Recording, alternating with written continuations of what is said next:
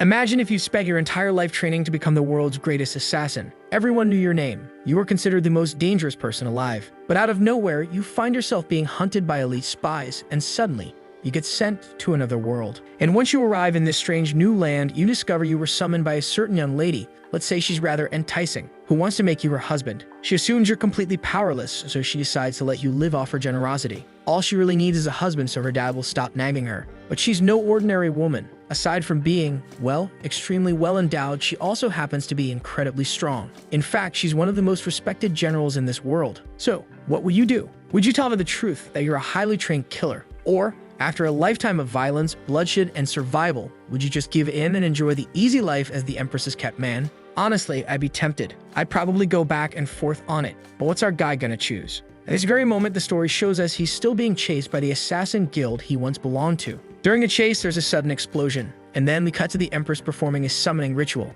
She declares, "In the name of the spirit that dwells within me, I summon a servant from a different time and space." Suddenly, someone appears on her bed, head covered with a cloth. The figure removes the cover, looking around and wondering, where are the people chasing me? He glances around confused, trying to make sense of the situation. But we already know who this troublemaker is. It could only be our protagonist, Xiao Tian, and the Empress who summoned him. That's Zu Ruin. She leans on her hand, clearly disappointed, seeing that the man she called forth looks like just some regular guy. Meanwhile, our shameless boy is already blushing, thinking, gorgeous. That angelic face, that flawless skin. She's like a wild, untamable ocean, a force of nature with an unbeatable spirit. Can't really blame him on that one. Then the Empress sighs and mutters, "You know what? This actually works out. You've saved me a lot of trouble." Xiao Tian, still lost, asks, "Who are you? Where are we?" She spreads her arms and replies, "I am the Empress of the Great Yang Dynasty, and from now on, you're the Prince of the Realm and my husband." Our boy just stands there, completely bewildered, looking like he got hit in the head. She clears her throat and continues, "Yep, you heard right. Some of my advisors were begging me to marry. I didn't want to be pressured by that annoying minister, so I summoned you for political cover."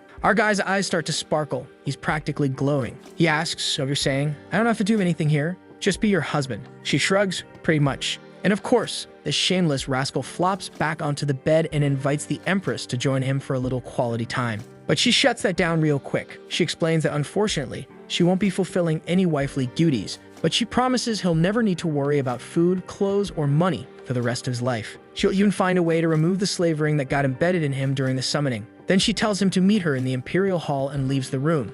Xiao Tian just sits there, stunned by her commanding presence. He looks down at the ring and thinks, this is the contract ring she mentioned. As long as I'm under its effect, I can't do anything to hurt her. That's when the long-awaited system finally appears and asks, "Would you like to activate the most powerful supreme system? Yes or no?" Our guy goes, "Wait a second. I traveled to another world, and I'm being offered an overpowered system on top of that?" Of course he says no. Yeah, I really thought he'd say yes too, but hey, our boy knows what he's doing. Then he starts talking. "I was adopted as an orphan when I was a kid. I had to kill and train non-stop just to survive. Because of the assassin guild I worked for, I didn't even have a say in who I took out. Wanting to be the strongest? I already walked that path. I'm done. What I want now is right here. Is there anything better than being a pampered prince with zero responsibilities?" He sits down satisfied. But then the system goes, "Because you declined, we'll now erase your memory and move on to another candidate." Xiao Tian just stares it down, and then the system starts glitching. System failure. Attempting to disconnect. System failure. Trying to forcibly bond with user. System failure. Host belongs to ultra-dimensional plane, Earth. Entering parasite mode. System failure. The system is bugging out hard, trying every trick in the book and nothing works. After 9,999 failed attempts, it gives up and pleads, "Can I at least be your assistant, please?" Our boy just stands there thinking to himself, "So now this thing won't be my system anymore, it'll be my slave? Now that, I can agree to." He decides to give the system a name, Wan Cow. Immediately, the system warns him, "Dear master, please hold your breath. Otherwise, there may be unnecessary consequences." Xiao Tian's confused, but the moment he takes a breath, the nearby plants start disintegrating. The system panics, "No, don't do that. Suppress your power." That's when he realizes he's become a bit stronger. He asks the system to explain what's going on. The system replies, "On Earth, people are bound by 490,000 dimensional rules. That's why you're so overwhelmingly powerful." Our guy asks, "So how many dimensional rules does this world have?" The system answers, 3,000, which means he's 470,000 times stronger now. Naturally, Xiao Tian wants to check out his status window, and what shows up? Turns out he has the bloodline of the ancient Chinese dragon descendants. A bloodline so rare and powerful, the system doesn't even know how strong it truly is. Big Guy decides he wants to try out his power a bit, so he heads to the martial arts training hall. He spots a rack of swords and casually grabs one. "I'll test it with this," he says, but before he even finishes the sentence, the sword snaps in his hand. He mutters, "Tetch. This Empress sure doesn't take good care of her weapons." The system chimes in, weapons in this world are ranked from 1 to 9. That one was ranked 6, so it was a pretty decent weapon. He grabs another more carefully this time using just his fingertip. Gives it a look and goes, "This one looks alright." As soon as he touches it, crack, shattered again. Our guy gets frustrated and chucks it aside. "Alright, message received. At the very least, I'm strong enough. Doesn't matter if the weapons are garbage. Not like I plan to kill anyone this time around anyway." He walks out of the hall. Time skips the next day. He wakes up and notices someone lying beside him. He's got very good company. Startled, he asks, "Wait, did we?" The Empress is blushing, gazing at him. Still half asleep, he cups her cheek and mumbles, "Did we actually do that?" She ignores the question completely and asks if he slept well. He replies, "I slept great, but am I in the wrong room or something?" She explains she had to stay the night so people wouldn't get suspicious. A married couple sleeping in separate rooms on their wedding night, people would talk. She gets up, elegant as ever, and says, "I'll send someone to assist you if you need anything." Then she turns around, radiant as always, and softly apologizes. "I'm sorry for summoning you here for my own benefit." Our boy is grinning from ear to ear, thinking, this woman is incredible. Not only is she majestic, but she takes care of me too. Easy life. Here I come. Night falls. We cut to the Empress asking, is the situation in the north really that bad? Her friend, a former general, answers, unfortunately, yes. The barbarians are already starting to invade, and based on our intel, the sacred barbarian will be there too. The Empress slams shut her little notebook and says, "Then I'll go take it back myself. I'll deal with that old bastard once and for all." She turns to the general and says, "In 3 days you're coming north with me." The ex-general doesn't even hesitate. She lights up. That woman loves chaos. We jump to 3 days later. The Empress is now fully armored, clearly someone who knows how to fight. Before leaving, she asks if everything's in place. The woman nods and says she assigned Lingyer to watch over him, so there's nothing to worry about. But then she turns and asks, "Why are you so concerned with that prince? He seems totally useless." The Empress replies, "Ever since he arrived, I've felt stronger somehow. Maybe he brings good luck to the Empire." And just like that, she sets off to reclaim the north. Watching her ride away is the general's daughter, Zhao Lingyer. She's the one left in charge of watching over our boy, and to say she's not thrilled about it would be an understatement. She mutters, "Why do I have to babysit this worthless prince?" Then she looks over at him. Her Majesty is amazing, so why'd she marry a weirdo like that? But just then, out of nowhere, someone snatches Xiao Tian. She doesn't even notice. And what does our boy do? Keeps calmly eating his roast chicken. He's thrown down in front of a group of shady-looking guys. One of them, wearing what looks like a half mask, turns and asks, "Are you sure this is the right guy?" That loser's the Empress's husband. Lingyer, who should be helping him, is just sitting up in a tree,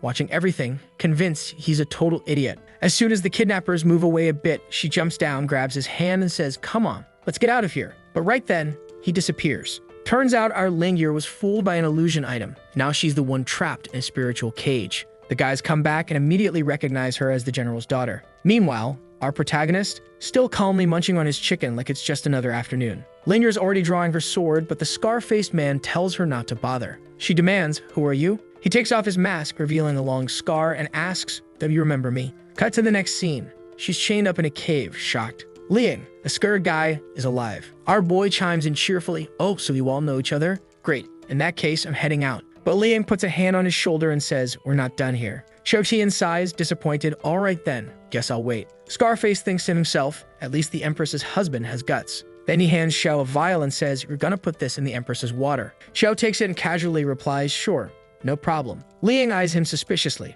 This is going too smoothly. He warns that's a nonverbal promise item. If you drink it and break the deal, you'll die. Before he can finish his sentence, Xiao already downs it. Then turns to him and says, "Okay, can I go now? I've got stuff to do. If I take too long, those Imperial guards are gonna start looking for me." Liang stares at the empty bottle, completely thrown off. What do I even do with a guy like this?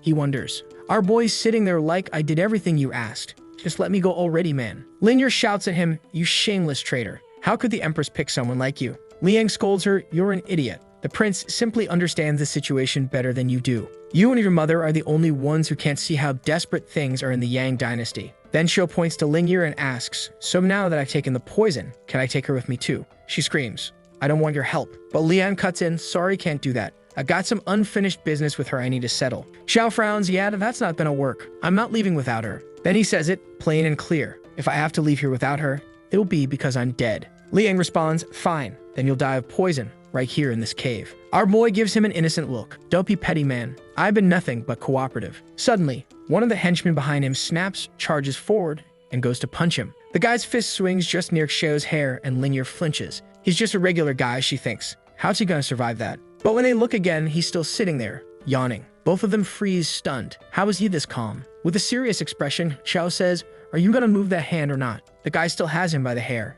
Xiao just mutters, "Don't touch my hair." Then, bam, he gives a lazy side punch. A huge explosion follows. Pretty sure the guy just got vaporized. The whole cave shakes.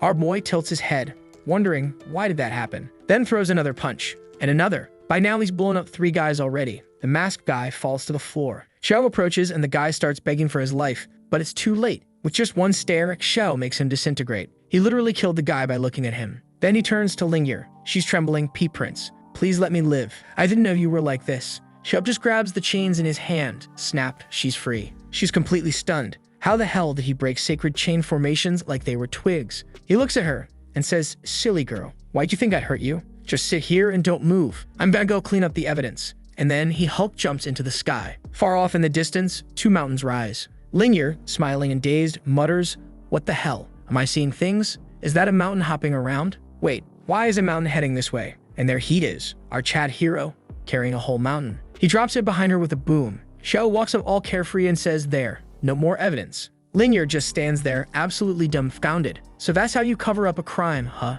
Our boy's already walking off and says, "Hey little girl, when they ask, just say you were the one who saved me, alright?" She blinks, totally confused. "Wait, what? What do you mean?" With a straight face, he looks at her and says, "Didn't your mom ever tell you to listen to what adults say?" She's still in shock but nods. "Got it. I won't tell anyone." Proud as ever, he smirks and says, "That's right. Good girl. Now let's go." He picks her up by the arm and glances to the side. Her friend is nearby, searching around. One of the guards spots them and says, "Prince, General Xiao, what are you two doing here?" Our guy's just yawning. Lingyer jumps in quickly. "I already took care of the thief. Nothing to worry about."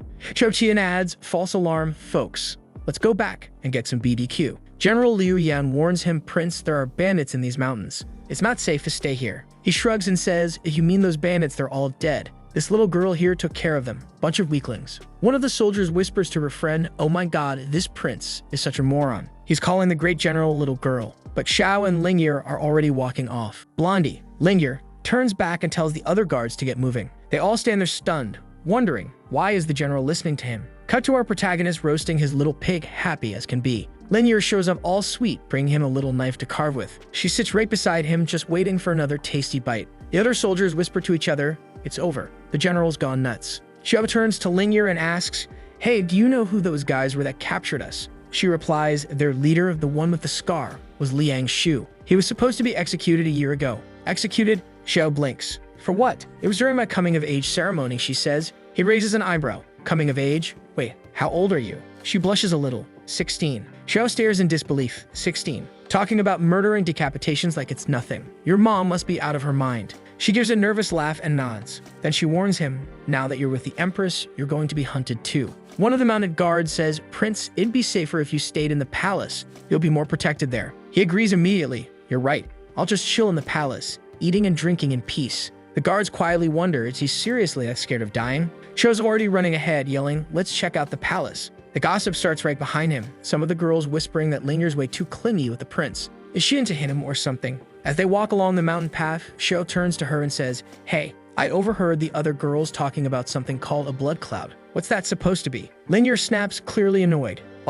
Those damn guards can't keep their mouths shut." She explains, "The blood cloud is a force that keeps attacking our empire. That's why everyone's forced to pay protection taxes." Xiao frowns. "Protection taxes? What do you mean?" She goes on to explain the shady deal. Corrupt politicians have been charging people for protection from the Blood Cloud tribe, but they don't actually do anything to protect them. They just pocket the money. Sounds like a classic South American politician move to me. And now, to make things worse, there's talk of removing the Empress from power because she opposes all of it, which means he, as her useless husband, is now a walking target. Xiao clenches his fist. This whole system is rigged. Then he turns to Lingyer and asks, "If the Empress finds out I'm actually strong, is she gonna make me start working?" Lingyer answers without missing a beat, "Absolutely." Xiao thinks it over. "If these guys attack the city and come after me, I'll eventually have to show what I can do. And if I don't, everyone could get wiped out. If a war breaks out because of me, she'll probably divorce me or kick me out. He scowls. No way. I'll take care of those Blood Cloud guys before they ruin my slacker lifestyle. Lingyer stares at him. Wait, that's what you're worried about? They keep walking through the forest and Lingyer says it's impossible to find them. They've got a fortress hidden away somewhere. Our boy, full shade mode, says relax Blondie, then casually scoots her into his arms and launches himself into the sky. Poor girl's completely stunned. Wait, he didn't use any spiritual energy for that. Meanwhile, he's flying at insane speed with her in his arms. She's screaming, totally panicked, slow down. The system chimes in, Master, you need to reduce speed immediately, or she's going to die. A bit later, he finally lands in the middle of nowhere and calmly says, we're here. Lingyer, hair all messed up and dizzy, croaks, here. Where's here? Our prince winds up his arm and punches straight into an invisible wall. Boom, shatters everything and tada. A hidden floating base appears right in front of them. Lingyer gasps. So that's why no one could ever find it. It's a cloaked floating fortress. Our lovely protagonist marches right in and tells Lingyer to follow him. She nods and asks, so what's the plan for this secret infiltration? He shrugs. There is no secret infiltration. Next thing you know, he jumps straight to the front doors of the main hall with her. You're insane, she mutters. Inside, a tall, imposing woman notices them. A face I don't recognize, she says. Trump doesn't wait. An explosion goes off as he starts slicing through people left and right. Suddenly, more enemies appear behind him. And among them, Walmart Goku has entered the chat. Lingyer recognizes him right away. He's one of the top assassins from the Blood Tower. The guy looks at Xiao Tian and sneers, so the Empress's lapdog came to see me. Whoa, even Xiao didn't see that insult coming. Ruthless. The Blood Tower goons quickly start whispering plans. The Empress is off in the north. Let's send her his head. But Xiao, no fool, instantly picks up on it. They know too much. There's definitely a spy inside the city. Free shipping Goku says, I've been dying to see the power of this so-called weakling prince. But at that very moment, he feels it. That pressure. Xiao Tian's aura towers over them, massive, suffocating. Just one cold look and half of them drop to the floor, trembling. Goku clutches his head, desperate. P-Prince. Wait, this was all just a misunderstanding. A misunderstanding? Xiao says calmly. I just wanted to live a peaceful, lazy life. But you sent people to hunt me down. Now I have no choice but to destroy everything. He charges up the old classic punch and boom, vaporizes the whole room. Walmart Goku, gone without a trace. The remaining survivors start panicking. Wait, who was the idiot who said this prince was weak? Xiao reaches for Linger's hand and smiles. You okay, little lady? She's standing there dumbfounded. He really has no idea how powerful he is, does he? She asks, are you seriously going to destroy the entire Blood Clan? Of course I am, he says. Next stop, their main base. I want to be home by dinner. He punches through their warehouse. KLM, gold coins everywhere. Without hesitation, he dives in like a man possessed. They ruined my nap, he mutters. This is compensation. Lingyer watches, and while she gets it, she still asks, isn't this a bit much? That money's dirty. He responds, it's the price they pay for trying to corrupt our city. You don't have a problem with that, right? She laughs nervously, and no, not at all. Then he grabs a powerful talisman from the rubble and tosses it to her. She flinches. Wait, why are you using such a high-level talisman on me? He replies, their base is super far from here. I need to go full speed, so you'll need that to survive the trip. What do you mean survive the trip? Before she can finish, he picks her up again and and they're off. Even with the talisman, she's suffering hard. It's way too fast. Seconds later, they crash land at the enemy base. Lingyer is completely wrecked. Xiao sniffs the air and immediately senses blood. 10 men surround them in an instant. A couple steps forward. Who dares set foot in our sacred base? They sneer. Lingyer freezes. Their auras are terrifying. Then an old man appears. That's him, the lord of the Blood Tribe. Lingyer whispers, that's the one behind everything. Xiao raises an eyebrow and asks, you got beef with the Yang dynasty or something? The man scoffs, I do. But you're just the useless prince. Doesn't matter to me. Though I'll admit, breaking through our defense array means you've got something powerful, probably some rare artifact. Then, without missing a beat, he shouts, kill him. Just then, the guy who's apparently someone else's husband raises his hand and says, I'll take care of him myself. Lingyer turns to our protagonist, worried. Be careful. That's Skull Splitter Huan Gang. Xiao Tian squints. That name sounds like a bluff. He's already thinking. He's got to wipe everyone out. If anyone escapes, word's gonna get out that he's the real deal. Huan steps up face to face with our boy. I didn't expect the prince to have any strength, he says, but doesn't matter. Then he turns to the Blood Tribe leader. If I go all out, will you call a healer afterward? The old man replies, don't worry about holding back, just don't kill him. Huan stares Xiao down. Small, pretty face, skinny frame, long legs. So this is the kind of guy the Empress likes. Okay, Huan, you're observant, but you're giving off real specific vibes here. One of his goons warns, careful man, don't kill him in one punch. Another laughs, he's probably already peeing himself from fear. Xiao Tian calmly points at his own forehead. Hit me right here. Everyone freezes. What? RGIJCHAD adds, what, you scared? That sets Huan off. He throws a punch straight at Xiao's face. Everyone's eyes go wide. But of course our boy doesn't disappoint. He stops the punch with one finger. Xiao smirks. What's wrong, bro? You didn't eat today. Come on, put some strength into it. Huan throws another punch. Again, stopped with a single finger. Xiao just wags his finger at him. Nope, still not enough. Huan keeps swinging, fists flying, hands starting to bleed. Then Xiao lets out a flicker of aura. Wham! Huan's body slams into the wall, hand totally mangled. Xiao comments, gotta say, I admire your technique. You nearly killed yourself throwing punches. In the background, someone's whining, damn it, Intelligence Division again. Who said this guy was weak? Our prince even feels sorry for him. Poor dude's literally crying from how badly he got beaten. But Xiao suddenly notices, guys from the other towers are here too. And he's not letting anyone escape. Time to open the floodgates. Punches. 4. Everybody. The room explodes into chaos. People scream in disbelief. Is he even human? Everyone tries to flee. Some start vanishing. On the floor, a blood tower guy's muttering prayers. Please, let just one of us escape. The world needs to know about this monster. But no chance. Xiao appears right in front of someone, gives a few slaps, and bodies start evaporating. No survivors. Then, she appears. The ultimate threat to any man. She's a total bombshell, and even she is stunned. I've never seen anyone this unmatched in martial skill. If you spare me, she purrs, I'll serve at your side for life. No one knows who she is, but they do know. She's the queen of seduction, and no man survives her. Cardio techniques. Except that, well, halfway through the aerobics, she eats people's hearts. So yeah, slightly dangerous. But the real issue, she's way too beautiful. Our prince might actually fall for her. But no, our boy unleashes a devastating aura and says, you're a twisted woman with a filthy mind. She drops to her knees, sobbing, what do you want me to do, my lord? Xiao answers, I don't mind you begging. But if the Empress finds out I was even near someone like you, she'll divorce me, and I'll lose my comfy lifestyle. And before she can say a word more, he punches her square in the chest. She only survives thanks to her, natural airbag system. Turning to Lingir, he says proudly, see, I'm a loyal man. If anyone asks, make sure to tell them. Oh, and mention I was very upset about this, alright? Lingir, totally unfazed, asks, what are you even talking about? He crosses his arms. You're too young to get it. Just forget it. Lingir starts admiring him again. He's so strong and mentally unshakable. Not even she could seduce him. Then Xiao says, only one left. Meanwhile, hiding somewhere, the Blood Tribe leader is curled up thinking, who said this guy was weak? This dude's not from a normal realm. I don't even know what level he's at. He assumes Xiao must have used some rare treasure to get into the fortress. It had to be something like that, not just raw power. The old man breathes a sigh of relief, thinking the monster had finally left. But guess who appears right behind him? Yup, our boy, face to face. The old man freezes. Xiao says, you look like a kid hiding under the bed. The guy disappears in a flash. From behind, the tribe leader laughs. He fell into my trap. This whole place is about to blow. He'll die for sure. But the prince already grabs the blood tribe leader by the neck and says, where were you going? We're not done yet. Let's go back. Back at the base, he shows the guide to Lingir and goes, can you believe this guy was hiding under a bed? Lingir, totally confused, asks, wait, isn't he the leader of the assassins? Barely able to speak, the man gasps, I suppressed my spiritual energy, slowed my breathing, even controlled my heartbeat. How did you find me? Xiao Tian shrugs. Easy. I just listened to the blood flowing through your veins.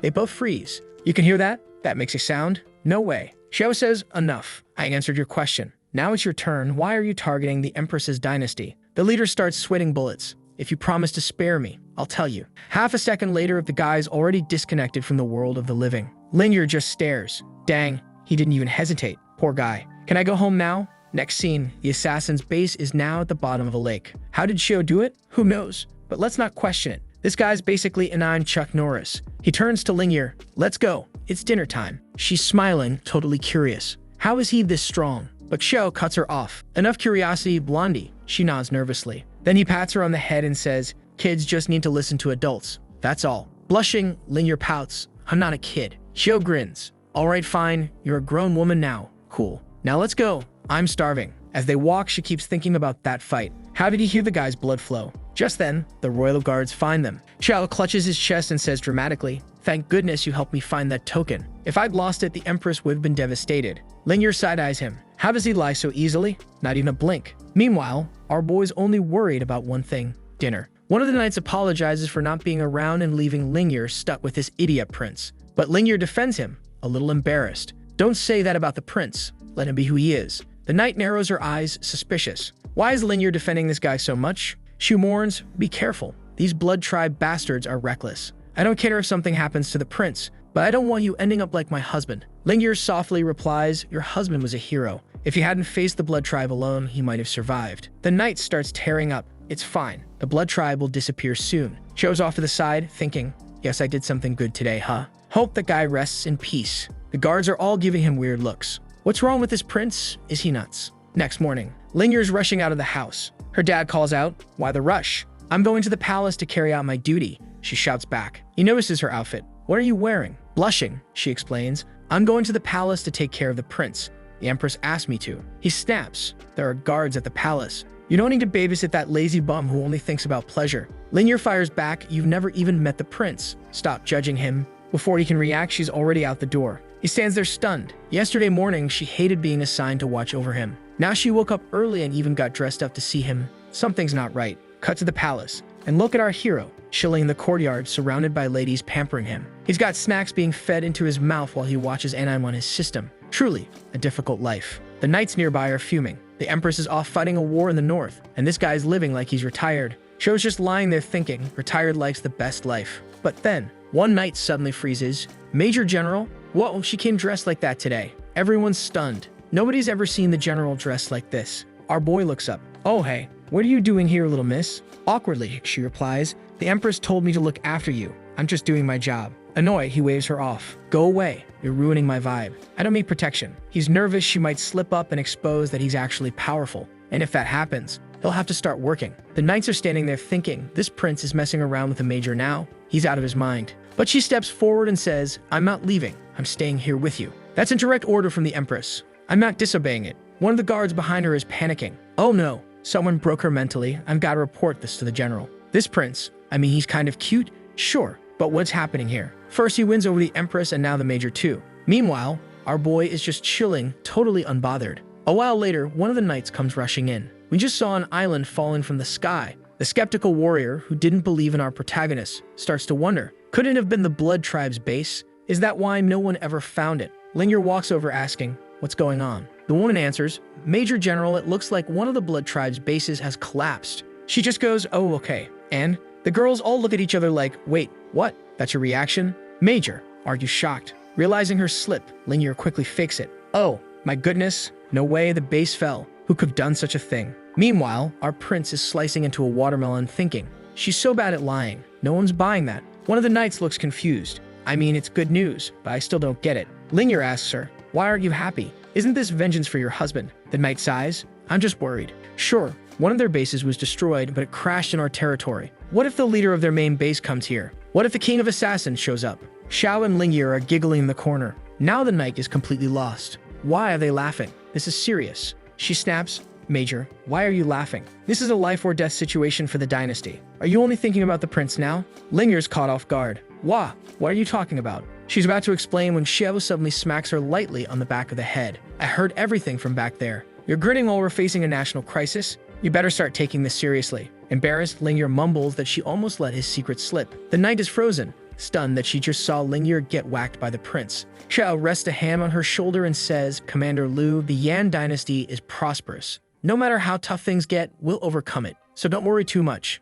The knight opens her mouth to speak, but he cuts her off. "I still have to teach her a few things. So go back to your duties." He gives her a look. "You heard me. Back to work." Then walks off with Lingyer and Tao. The knights are standing there in disbelief. What's happening with the major? She's following orders from him. She's only known him for, 2 days? One of them mutters, "This is way worse than I thought. We need to report this to the Grand General fast." Cut to Xiao and Lingyer on a bridge. Here comes the lecture. He tells her she doesn't get it. He just wants to relax. So she needs to be smarter, keep her mouth shut, and stop saying dumb things. Lingyer, all embarrassed, says, "Sorry, I won't do it again." He responds, "Sorry doesn't fix anything. Quit acting like an idiot." She lets out a little sigh, then drops to her knees. "Please, let me be your disciple. I want to be as strong as you one day." But Xiao turns his back to her, already raising a hand like he's waving goodbye. "I don't even know how I got this strong." She gasps, "What do you mean? You're insanely powerful. How can you not know how to train?" She jumps in front of him. "I'm an adult. Please, teach me. I'm not a kid." But he calmly says, "I'm not lying. There's nothing I can teach you," and walks away. The system pings. He calls for one of his ladies to feed him. Chapter end. Half a month later, our boy is just vibing up in the mountains, roasting himself a little pig and enjoying life. Just then, a young warrior comes running in to report. It's confirmed. The Blood Tribe's main base was destroyed by that mysterious man. Skull Splitter, the Seduction Queen, even the Grand Chief. All their bodies were found. The general clenches her jaw. "I spent the whole month stressed, thinking they'd attack us at any moment, but they're already gone." A little later, she's seen holding her husband's soul crystal. and breaks into tears. She's smiling through the crying. Finally, someone avenged him. Lingyer turns to our protagonist and thanks him again. He shrugs. It wasn't me, probably someone else. If you want to show gratitude, how about you go cut up this meat for me? With a pouty face, she grabs the little knife and starts slicing it up like a good assistant. But our boy just throws a glance at the general in the distance, watching her cry. Scene cut. Somewhere in the middle of nowhere, a portal opens. Two shady guys step out. Boss, is this the Yan dynasty? One of them asks. Yeah, a boss nods. They say someone here destroyed the Blood Tribe's main base. We came to find out who. Far as we know, no one in this land should be that strong. So we're gonna do some digging. Scene shift. Northern border. The general and the Empress are there standing tall. And let's just say, they're geared up for war. At that moment, a messenger arrives with a letter from the Imperial City. Because it came by courier, the news is late. Only now are they learning that the Blood Tribe's first base fell. But the Empress notices a side note in the letter. Apparently, Lingyer has been dressing extra carefully every day and refuses to leave Xiao Tian's side. The Empress pauses. I didn't think he had that kind of charm. A tiny version of her pops up in her own head, thinking, well, he is kinda cute. No, doesn't matter how cute he is, he can't be doing that. Meanwhile, the Grand General is fuming. She's Lingyer's mother and says, I won't let this slide. My daughter is flirting with the Empress's prince. But right then, a bunch of barbarians appear on the horizon, led by some creepy old summoner. The general grits her teeth. I'll deal with them. Empress, you handle the old man. And the battle breaks out. Magic's flying, weapons clashing, chaos all around. The Empress leaps toward the summoner. So you've chosen death, she says coldly. The old man replies, sadly, I'm just here to bring more prosperity to the barbarians. She shakes her head. What a shame. You'll bring about their end. She slices at him. You never should have left your city. Without the great blessing, you're no match for me. The old man backs up, starting to realize she really is as strong as they say. But then he starts casting a bizarre spell on a skull, sealing some kind of power inside it. The Empress narrows her eyes. That power, if it's sealed, you can't use it. So what's the point? He smirks. I've already been paid by the Palace of the Black Soul. As long as I hold you here, the Swamp Elder should already be arriving in your dynasty. Too bad. The whole Yan capital will be ashes by morning. Below, the general is overwhelmed by waves of barbarians. The Empress shouts, don't come up here, just hold the wall. She starts powering up Dragon Ball style, trying to break free from the seal. The summoner chuckles, truly worthy of your title, Empress. Even now, you don't give in to fear. But it won't matter. Your city is doomed. Scene shift. Back to our boy, happily strolling through the forest, belly full. But of course, he's already thinking about more food. Simon, man, you're gonna turn into Majin Buu at this rate. The girls look at him puzzled. Didn't you just eat? I digest fast, he says, always ready for another meal. He glances toward the horizon, scanning for the next snack stop. Hey, gasped Lingyer. Where's your general friend? The one who's always hanging around. She went to get some wine for you, your highness. He raises an eyebrow. She went to that city? The one her husband defended? Lingyer nods. She made the decision on her own. I hope you won't be mad. Xiao waves it off. I'm not that cruel. Then he adds, if the city's got good wine, they probably have good food too. Let's head there. But you girls stay behind, he says. If she comes back with the wine and finds no one here, she'll freak out. The knights immediately object. No way. Our mission is to protect you. The prince waves them off. No need. I've got this little girl here protecting me. He turns his back on everyone. Adios. Scene shift. In the city, a poor soul is getting beaten down. She's holding her ground against 200 attackers. They came to strike the Yan dynasty. She immediately understands. The Hall of the Black Soul is working with the barbarian kingdom to bring us down. The old man from the Black Soul Hall and his disciple just stand there watching. The elder ignores her and says to his disciple,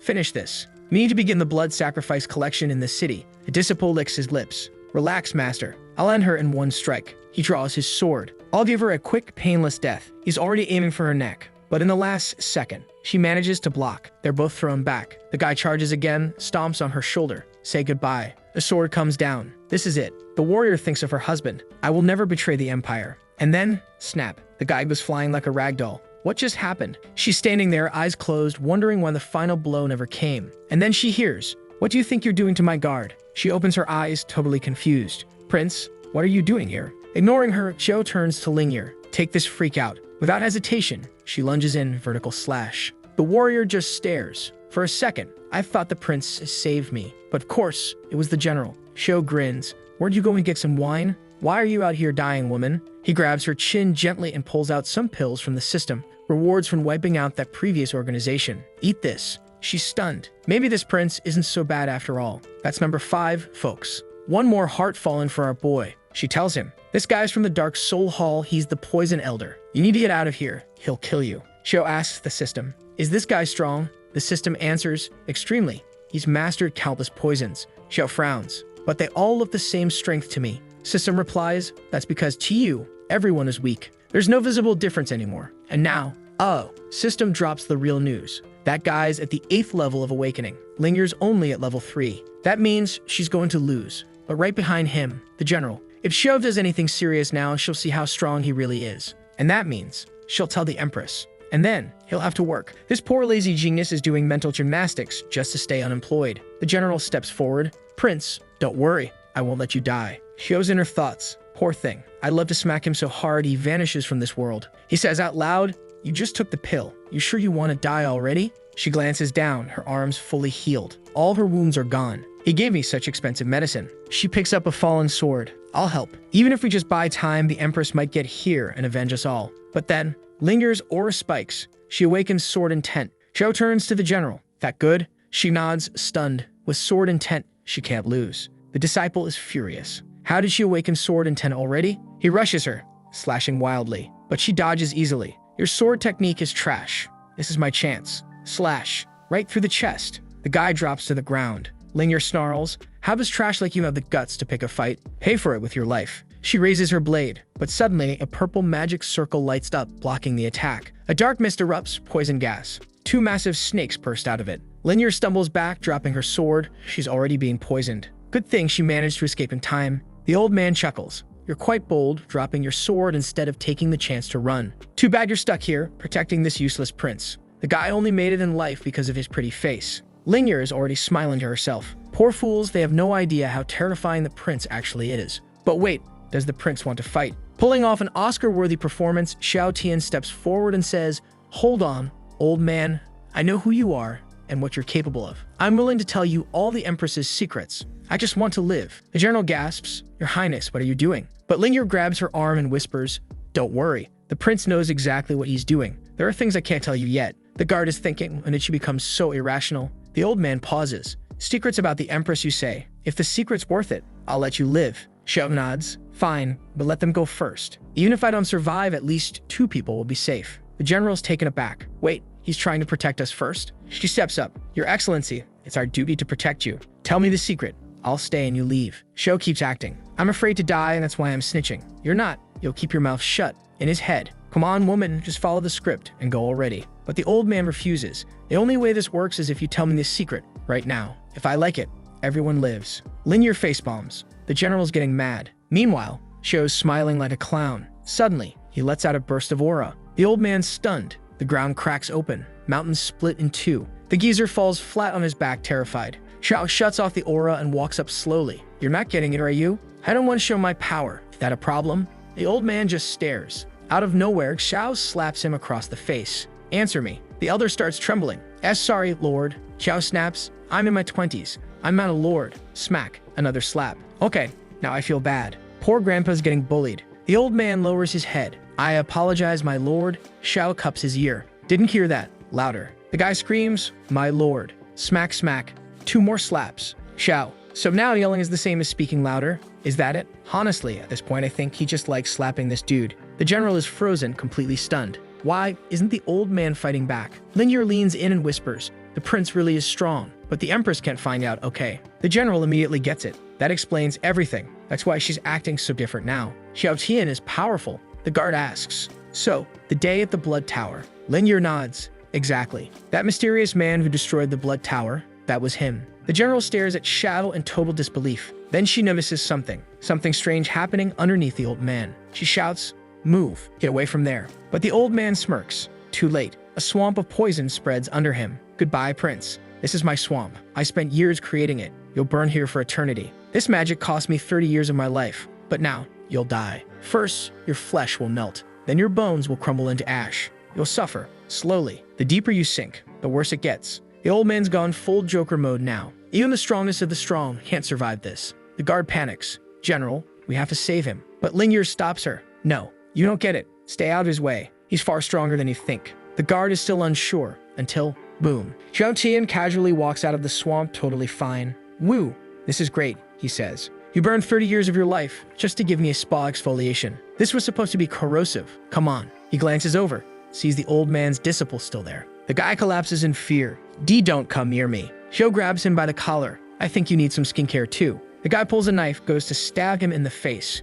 The blade shatters. He stares, stunned. What? Why did it break? Xiao just shrugs. Yi throws him into the swamp. The guy starts dissolving immediately. Xiao tilts his head. Huh, so it really was corrosive. Not bad. Still calm, he scoops some of the poison up and makes a face mask with it. The old man can only point at him, confused beyond reason. Xiao turns to Lingyer. Well, what do you think, little lady? Do I look a bit younger? She deadpans. Prince, why are you worried about your looks right now? He grins.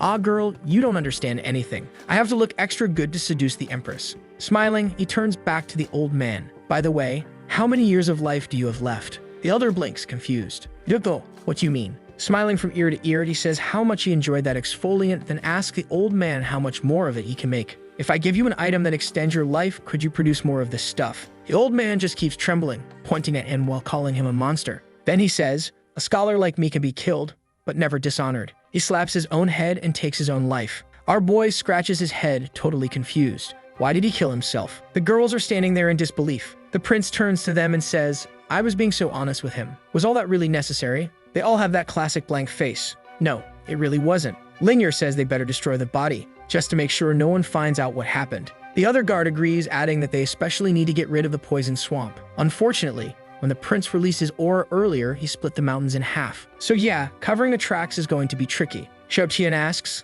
Lingyer, if we keep walking this way, we're headed toward the Great Yan dynasty, right? She nods. Yes. Why, your highness? What do you want to do? I just want to destroy the corpses like you asked. Thude. He throws a punch. They close their eyes. Oh, then he just blows some air from his mouth. Boom. Tornado. Your highness, they ask, was all that really necessary? Xiao shrugs. Well, now that everything's completely changed, I'm pretty sure no trace is left. He erased entire mountains, leveled the entire battlefield, left behind nothing but a flat plain. The general says, Prince, you can't just go changing the whole world. He replies, no one's going to miss those mountains anyway. At least the poison swamp's buried now. They're standing there, hands on their faces like, Prince, that's not how this works. Then suddenly, he jumps a bit. He forgot. There's a city right next door. They're probably not gonna miss those mountains, right? The guard tells him it's fine. There's a protective barrier around the city. No one can really see what's going on outside. He sighs in relief. Good. For a second, I thought my lazy life was over. He waves goodbye to the guard. I'm heading back. Don't forget the wine, okay? She watches him go. This prince really is one of a kind. With that much power, all he cares about is keeping up the image of being useless. And she touches the shoulder of an illusion of her husband, who honestly looks quite a bit like Xiao Tian. Scene change inside the city. People are running around in a panic. The enemies from the Dark Soul Hall are coming. But then they stop and look around. Wait, where are the mountains? Weren't there mountains here? The guard arrives. Mayor, everything's fine now. You can go back. The mayor walks away, scratching his head. Huh, I swear there were mountains right there. On the way home, Lingyer won't stop talking about everything the prince has done. She even mentions that he was able to hear blood flowing through a man's body. The general raises an eyebrow. Wait, if he has hearing like that, you think he didn't hear us talking behind his back? Xiao Tian chimes in. Of course I heard you. Always saying I seduced her majesty with my manly charms, and that even though I already had a whole bucket, I still wanted a scoop from the pot, clearly implying I have the Empress. But I'm after Lingyer too. Lingyer drops to her knees. I'm sorry, it'll never happen again. He laughs. It's fine. I don't really care about that stuff. Then Lingyer blinks. Wait, my own guard was gossiping about me in my own house. The guard freezes. Oh no, she just remembered she sent that message. Scene shift. Lingyer's house. Our boy's there. All right, go home now. She pouts. I don't want to. I want to have dinner with you. Xiao groans. No, enough. You've been eating dinner at the palace every day. Your dad yells at me every night, and I'm done with that. The guard mutters, honestly, the prince's hearing is something else. Lingyer walks up all sweet. Come on, your excellency. Let me hang out at the palace, please. Don't be so boring. Xiao pulls his arm away. Stop following me. And you really need to learn to appreciate your father. I didn't have a mom or dad when I was your age. I was adopted. Had to learn to wield a weapon early on. He pats her gently on the back like she's a kid. You don't realize how blessed you are. Both of them are caught off guard. Then he turns around, raises a hand, and says, good night. The prince is off. Lingyer stands there awkwardly. All right, I'll go home then. But Xiao doubles back and gives her a little pat on the head. With a warm smile, he says, good girl, now go home. Just then, her father shows up. What are you doing? He asks. Prince, you're Her Majesty's husband. How can you be getting handsy with other women like this? The guard steps in right away. Sir Zhang, the prince, and the general are completely innocent. How dare you throw around such filthy accusations? Feeling awkward, the man stammers. No, that's not what I mean. Another woman chimes in. Sir Zhang, you're married to the Grand General. You hold a high position. You shouldn't be accusing the prince like that. Oh right, he's married to that muscle-bound warrior woman fighting alongside the Empress up north. The man's completely crushed now. He's starting to think the guard's probably fallen under Xiao Tian's charm too. The general speaks up. I think you're misunderstanding the situation. All I'm saying is it's not right to judge the prince that way. Lingyur adds, for your information, the prince was actually convincing me to stay home and spend more time with you. He's all hunched over trying to explain. No, sweetie, that's not what I meant. Our boy waves him off. Well, this is a family matter, isn't it, Mr. Zhang? I'll leave you to it. Oof. And Lingyur and the guard both leave with him. Poor Mr. Zhang's just left standing there. What in the world is going on? The issue with the southern refugees still isn't resolved, and now his daughter's acting like this. But before he can blink, all three of them are back staring him down. Next thing you know, he's putting together a feast for our guy. Lingyur explains, my dad's always been like this. He was never a great martial artist, so he used this kind of sneaky charm to win over my mom. He's the best cook in the entire kingdom. The old man flicks her on the head. How dare you talk about your father like that? He glances at Xiao Tian and thinks, why is my daughter so nervous around this prince? You know what? I'm better off not asking. He raises a glass. This wine is in honor of your highness. Please accept my apology for the things I said earlier. My Lingyur's a handful and lately she's been bothering you quite a bit. Xiao Tian brushes it off. It's fine. Let's eat. He gives the old man a thumbs up. Your food really is incredible. Now that's the life. He just keeps on eating. Mr. Zhang is sitting there thinking, no one would ever guess this skinny prince had such an appetite. Xiao Tian suddenly looks at him and the man quickly tries to act normal. Prince, if there's something on your mind, don't hold back. Please speak freely. Our guy says, well, Mr. Zhang, I do have one request. Go ahead, your highness. Would it be alright if I came over more often to eat and drink here? Your cooking is just too good. Zhang's thinking, this brat, I only cooked this to apologize and now he wants me, a government minister, to become his personal chef. No way. Then Xiao Tian slams his hand on the table and tosses out a ring. Inside, 1 million spirit stones. To help with the refugee crisis in the south. Mr. Zhang's entire attitude flips. Prince, what would you like to eat tomorrow? Just tell me. I'll take the ingredients right away. Boom. He points at his daughter. You're buying me a chef's uniform tomorrow. Got it? The women are standing there baffled. What just happened? Zhang is thinking, my biggest problem was the refugee issue. With this kind of money, I can solve that immediately. Sure, I'll become a chef. Why not? He picks up the spirit stones, turning them over in his hands. Are you sure it's safe to use these? He's starting to suspect Xiao Tian stole them from the Empress. The prince replies, relax.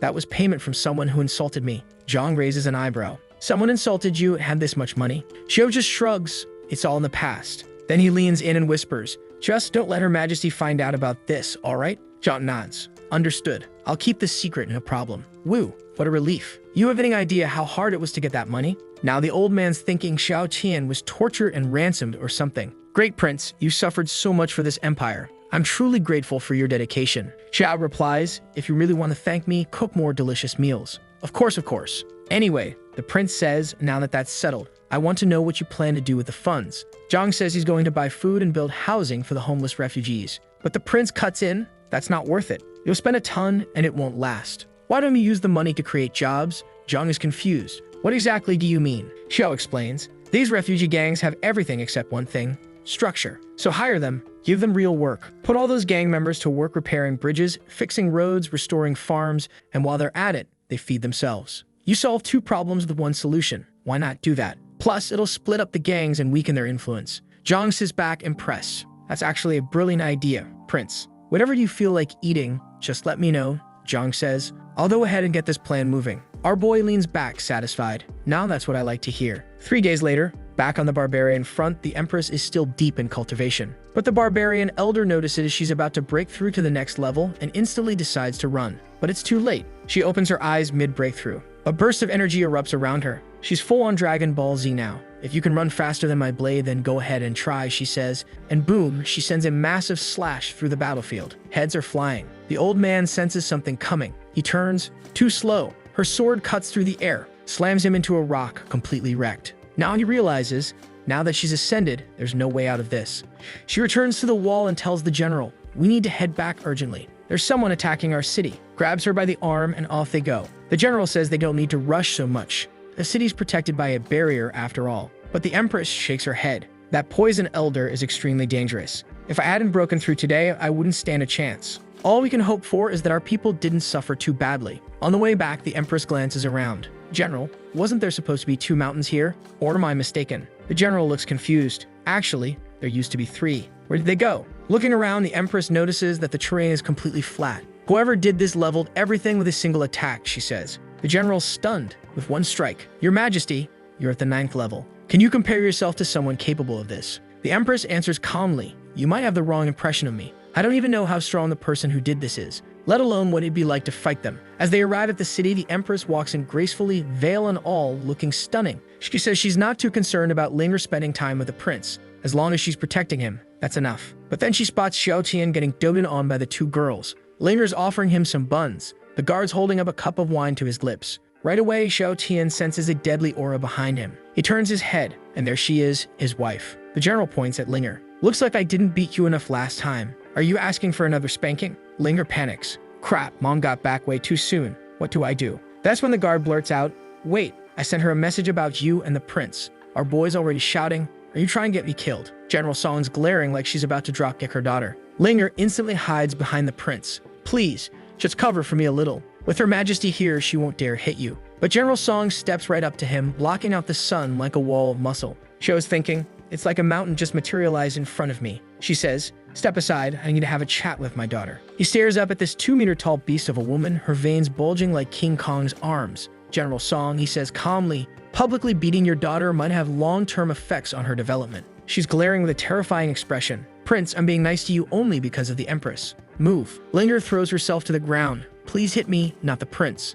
The guard jumps in. Yeah, please don't hit him. The general's stunned. What the hell is wrong with you two? I would never lay a hand on the Empress's man. Suddenly, people from the city start showing up, asking what's going on. Xiao Tian tries to calm them. Don't worry, everything's fine. One guy says, Prince, don't forget the banquet later. Got it. See you all there. The general is sweating now. Why do all the townspeople seem to like this guy so much? Our boy turns and looks at the Empress thinking, Dan, my wife really is the most beautiful, graceful, and sexy woman alive. She glances his way and catches him drooling. This prince is too much. Curious, she asks. Prince, what exactly did you do to get the city folks to treat you so well? He looks away, embarrassed, unsure what to say. Scene shifts. They're walking through town. Well, he says, I just threw some money around to build a few roads. Nothing major. The Empress raises an eyebrow. And where did you get that money? Last I checked, you aren't exactly wealthy. He grins. Marrying you has its perks, doesn't it? As the prince, people are generous. I've been accepting a few gifts here and there, no big deal. She looks confused but doesn't question it too hard.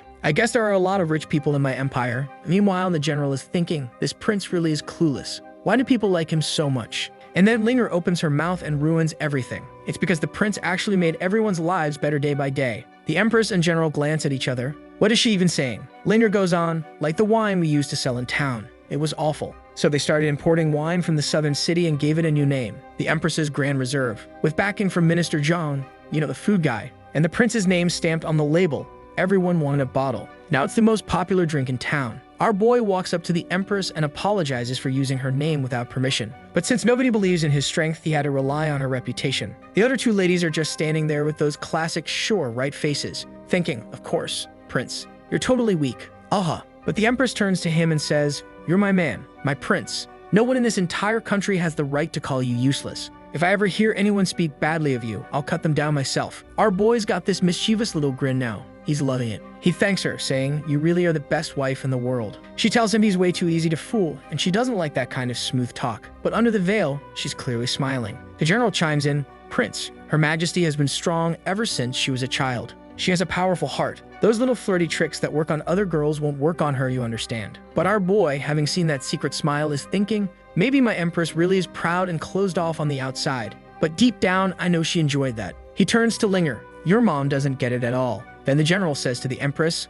come on, let's go eat. My husband should have made something for us by now. The Empress lights up. I can't wait. He always makes the best food for me. They head home. Our boy notices the Empress seems stronger than before. He asks the system, what's her current strength level? The system responds, she's already reached the 9th realm. He thinks. So she left to deal with the northern threat, leveled up, and made it back before dinner? My wife is seriously the best. At the door, the aroma is amazing. The general brags, my husband always knows when I'm on my way home. I'm sure he made this meal with lots of love for me. Linger is sweating bullets. Let's just hope she never finds out it's all for the prince. Inside, Zhang hears someone at the door, and without even turning around says, Brother Xiao, you're lucky today. I cooked all your favorite dishes. And of course, I stocked up on the Empress's wine. We're getting drunk tonight. The general's standing at the door thinking, hold up, why is he saying it's for the prince and not for me? That's when he finally turns around and sees his wife and the Empress. Oh, my dear wife, your Majesty. Welcome. The Empress smiles. Just like old times. You always made meals for us.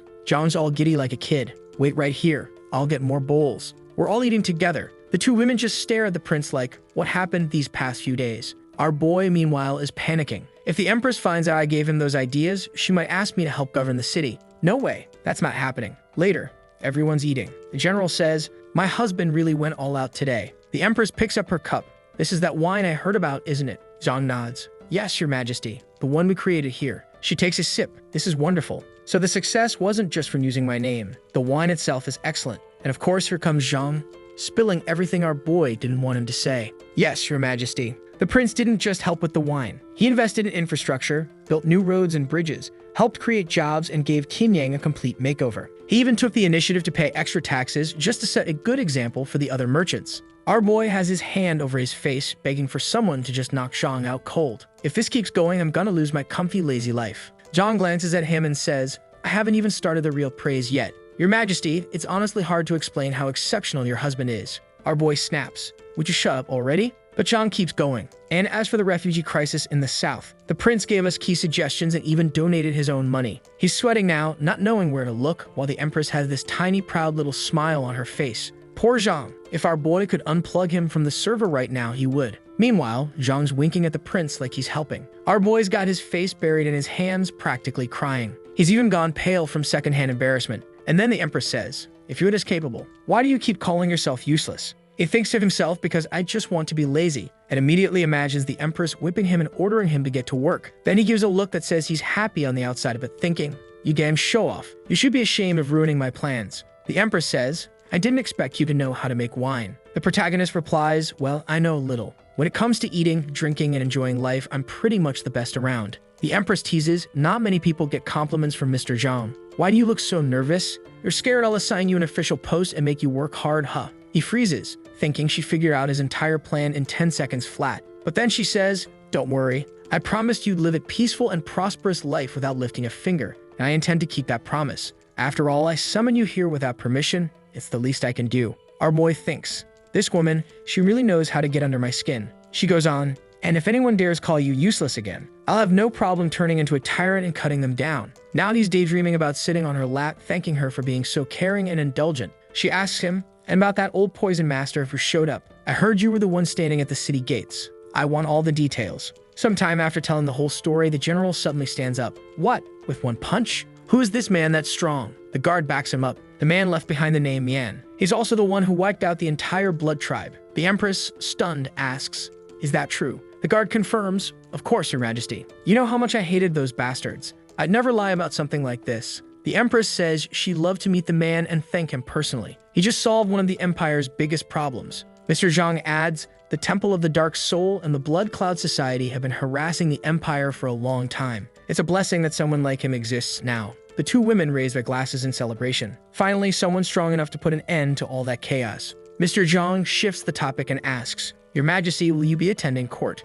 She says yes, it's part of my role as Empress. He advises her, then you should probably protect the prince while you're there. Now that the Northern campaign is over, you can't put it off anymore. According to the laws of the Yan dynasty, the prince must appear before all the ministers in court. Our boy is completely lost. Nobody ever told me about this. The chef explains, it's the rule, Your Highness. Once the Empress marries, the prince must meet with the officials alongside her. Xiao Tian looks at the Empress, unsure. Is that going to cause a problem? Zhang nudges her. Your Majesty, why don't you tell him? She sighs. I owe you an explanation. Marrying you wasn't just about having a human shield. I hope what I'm about to say doesn't upset you. Our protagonist responds, come on, someone like me is always ready for the worst. She explains the issue. The Prime Minister, who helped her seize the throne, has a son, and he's been pressing her to marry him for years. As Empress, she's expected to produce heirs for the nation. So the Prime Minister's been pushing for a political marriage. But instead of giving in, she spent years delaying until she learned the summoning technique. And that's when she brought him into this world. The protagonist goes quiet. He clearly doesn't like the thought of the Empress being forced to marry someone else. She assumes he's scared. I'm a little afraid of the Prime Minister too, she admits. But as long as we follow protocol, things should be fine. And if not, I'll protect you. Or maybe we'll find some other way around it. He lifts his cup with a sly grin and says, well, I'll go. You're gonna protect me in court, right? That guy's not gonna kill me in there, is he? Linger and the guard are watching nervously, thinking, if the Prime Minister loses it and pushes the prince, what'll happen? The Empress frowns. You don't have to go. Maybe it really is too risky. I can't fully gauge his strength, and I don't want to face him unless I absolutely have to. Mr. Zhang says, Your Majesty, I believe in the prince, even if he comes off a little silly at times and seems mostly interested in pleasure. And yes, he's extremely lazy. That doesn't necessarily mean he'll struggle, right? I was standing there, unsure if that was meant to be a compliment or an insult. Honestly, even I'm not sure. The two women reassure the Empress to relax. They're confident the prince won't have any trouble. The Empress starts to notice just how much these two trust him. Linger adds, It's because of what my father said. The prince isn't someone you can deal with easily. The general agrees. Well, if everyone's on board, maybe it really is the right time to confront the Prime Minister. The Empress still looks a little uneasy, but our boy meets her gaze and says, I believe in you. She asks him softly, You're not afraid? Our guy, smooth as ever, replies, My wife is the most beautiful and intelligent woman in the entire dynasty, the most magnificent ruler in the world. What could I possibly be afraid of? She stands up quietly, no sass this time. And I think I just figured out where those mountains the prince yeeted into oblivion ended up. She excuses herself. Well, if you insist, I won't say anything else. She heads off to finish some paperwork and then back to the palace. Our boy's just sitting there thinking. Flirting with her is the best. Cut to the next scene, he's walking home as usual with the two crazy girls tagging along. But he notices they're being followed. The guy's so clumsy, it's almost cute. Could he be one of the Prime Minister's spies? Without hesitation, the proto reaches for his wrist and takes off his contract ring. The girls freeze. Wait, that's the super powerful contract ring used to control people summoned from other worlds, right? It has all those rules and bindings. Linger, clearly panicking. Your Excellency, what are you doing? He replies, I've been wearing it on the same wrist for too long. Starts to ache. So I switch sides from time to time. She's stunned, but that's not what she was asking. The guard steps in. I think what she means is, how can you just remove it? Our charming idiot grins. Oh, that. It's simple. Just take it off one hand and slip it onto the other. He does it like it's nothing. The two girls just give up trying to understand him. All the while, he's still keeping an eye on the person tailing them. A little later, Linger asks, Your Majesty, are you going to kill the Prime Minister? He stops. What? Are you insane? Why would I do that? She says, It's obvious he's going to try and humiliate you in court. If he attacks, I'll have no choice but to expose your power. Then she gets a bright idea. You're strong, right? Why don't you just raid the Prime Minister's mansion tonight? Slap. He smacks her on the head. She immediately complains, Please be gentle. Don't blow up my skull. He shakes his head. That's impossible. You've got a hard head. You think just because someone's targeting me, I'm going to kill him. That's not how I am. Linger pouts. He says he's not violent, but he just nearly crushed my skull. The guard silently observes. This general used to be so proud and untouchable. Now she's like a shy little girl talking to him. Back at home, our protagonist flops into his chair, asks the system to put on a movie, and tells the girls to practice for an hour before heading out. He increases the pressure around them. They just have to follow the method he taught, and well, let's just say, it's the most unique training method I've ever seen. After an hour, they leave. He does a bit of cultivation on his own, until he hears noise outside. When he looks out, the Empress arrives with a small army of maids that look like she literally copy-pasted them in Microsoft Paint. And she's got that royal tone. Prince, why are you just sitting there all spaced out? Come with me to the palace. And she even said to him, Prince, what are you doing just standing there? Come to bed with me, and this time you're not allowed to run away. When she enters the room, she notices a few drops of sweat on the floor. She looks him in the eye and says, A lot of people think you're only good at having fun, but they don't realize how hard you've been working. How have you been training lately? Completely straight-faced, he replies that he hasn't really been practicing. He just moves around a little now and then to keep his muscles active. She, being all sweet and gentle, tells him to take as much time as he needs. There's no rush. She's here for him. Look at our boy, all shy and flustered, thinking to himself, My wife is way too amazing. Why are all her seductive traits maxed out like that? The Empress lies down on the bed with a little book in her hand. She looks over and asks, What are you doing just standing there? Aren't you going to come keep me company? He immediately takes off his coat and crashes onto the bed like a rock. She thinks it's kind of funny the way he acts. The candles are blown out and night falls. The Empress tells him there's no need to be so scared, she's only here to clear up people's doubts. But he's over there thinking she's going to devour him. And hey, calm down people. I mean devour as in eat, not what you're thinking. Or is it? The main character says it's only the second time he's ever been in bed with a woman, so of course he's nervous. After all, this whole life has been about learning how to kill. Not exactly the best preparation for this kind of situation. That's when she suddenly turns to him a bit irritated and asks, second time, who was the first? Our boy replies, Your Majesty, it was you before you left for the north when you summoned me. The Empress pauses, realizing it's true. Ah, so my first and second were both with you too. Then she asks, I just want to know, why do you want to go to court and meet the ministers? If you don't want to, you don't need to force yourself. Our guy answers that's because of loneliness. She seems confused. So he explains, before you summoned me, I was always alone. I don't really know how to explain it, but I've always felt isolated. He thinks back on Earth. He was incredibly talented and strong. No one ever wanted to join his group because he could complete every mission on his own. And now he's in a new world even more powerful than before. But this place is 10 times lonelier. She sits there, deep in thought, wondering why he's saying he's lonely if she's there with him. He turns to her and says, even if it's hard to describe, we became husband and wife. Maybe not in the usual sense, but I feel like I have a family now, and that family is you. Damn, our boy knows how to speak. He's basically the playmaker of this story, the Messi of emotional confessions. That way he feels like at least they're no longer alone. It's the only way he can really support her. With her eyes shining, she says they need to get to know each other all over again. She tells him her name is Zu Ruin. He replies that his name is Xiao Tian. The next chapter kicks off with everything up north settled, and now the prince has to meet the ministers. But back in the city, everyone knows the prime minister had plans to marry his own son off to the empress, which means the prince is going to run into trouble. And then we see the shameless one himself, Liu Hacheng. His son Liu Zami, standing beside the throne, grits his teeth and says, "That was supposed to be my seat." And just like that, the couple enters the room. The protagonist arrives and sees that his seat is shaped like a phoenix. And apparently he sees that as kind of humiliating, since the phoenix is a symbol traditionally associated with women. The empress notices he's standing still and asks what's wrong. He says it's nothing, but she can tell something's bothering him. So she says the prince is a man and shouldn't be sitting in a phoenix chair. She orders it to be changed. The attendants immediately bring in a new chair and she gives him a little wink. Our guy realizes she's doing this to show the ministers that she values him. He sits down, relaxed and confident, while the people in court are quietly embarrassed. This is the man everyone's been talking about.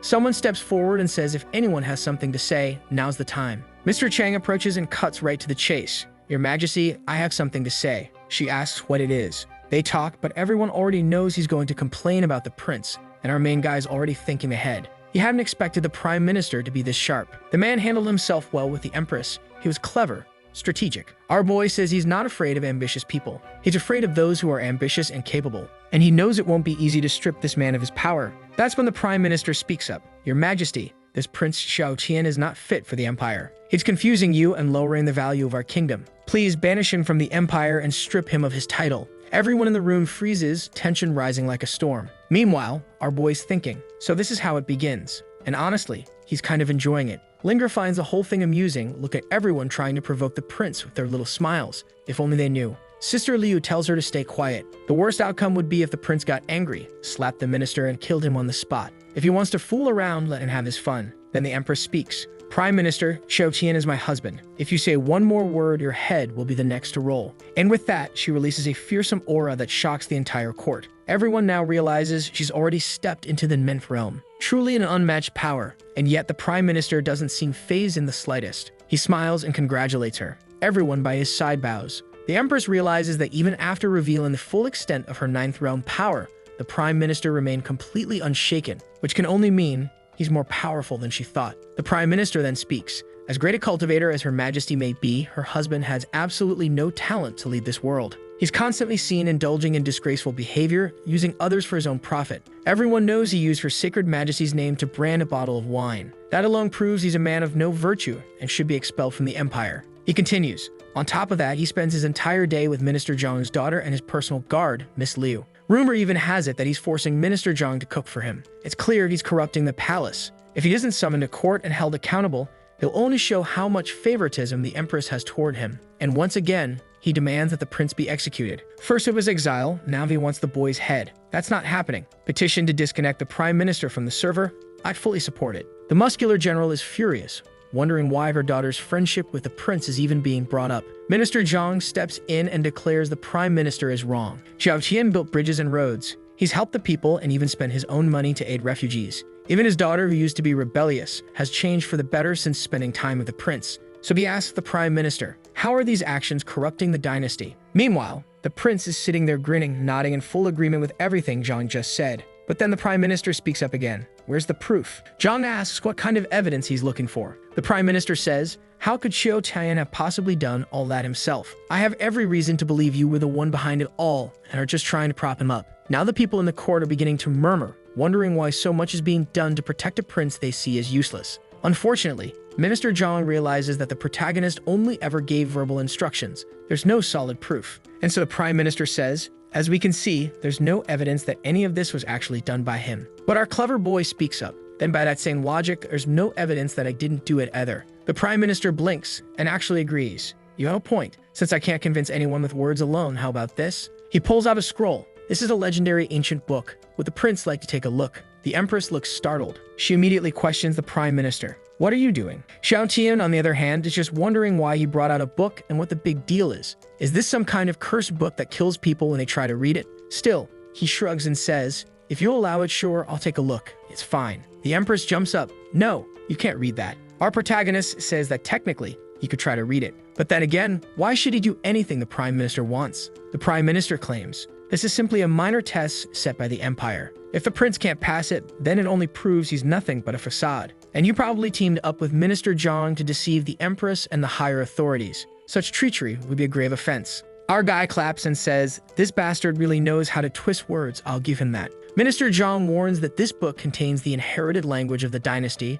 written in an unknown script. If you try to read it and fail to decipher it, you die instantly. The protagonist replies, so that's what this is, huh? Minister, this test is completely unreasonable. It makes no sense at all. The Prime Minister waves the book in the air and asks, are you afraid, Prince? Xiao Tian steps forward and says, if I read the book, then sure, I prove unworthy of the Empress. But I'm already with her, and if I fail to read it, I die. Sounds like a pretty unfair deal to me, wouldn't you agree? That's when the Prime Minister's son jumps in, furious. Xiao Tian, stop speaking like that to my father. But before he can say more, the prince slaps him across the face and says, it's rude to interrupt when grown-ups are talking. Then he looks at the Prime Minister and asks, tell me, what kind of upbringing did you give your son? The Prime Minister glares at him, then kneels before the Empress. I apologize for my son's behavior in the presence of the royal court. She responds, it's fine. You'll pay for it with 6 months' salary. His son even thanks him. The protagonist is surprised. He didn't expect this side character to be so calm. Usually, these guys are all over the place. The minister starts talking about a secret jade garden full of treasures.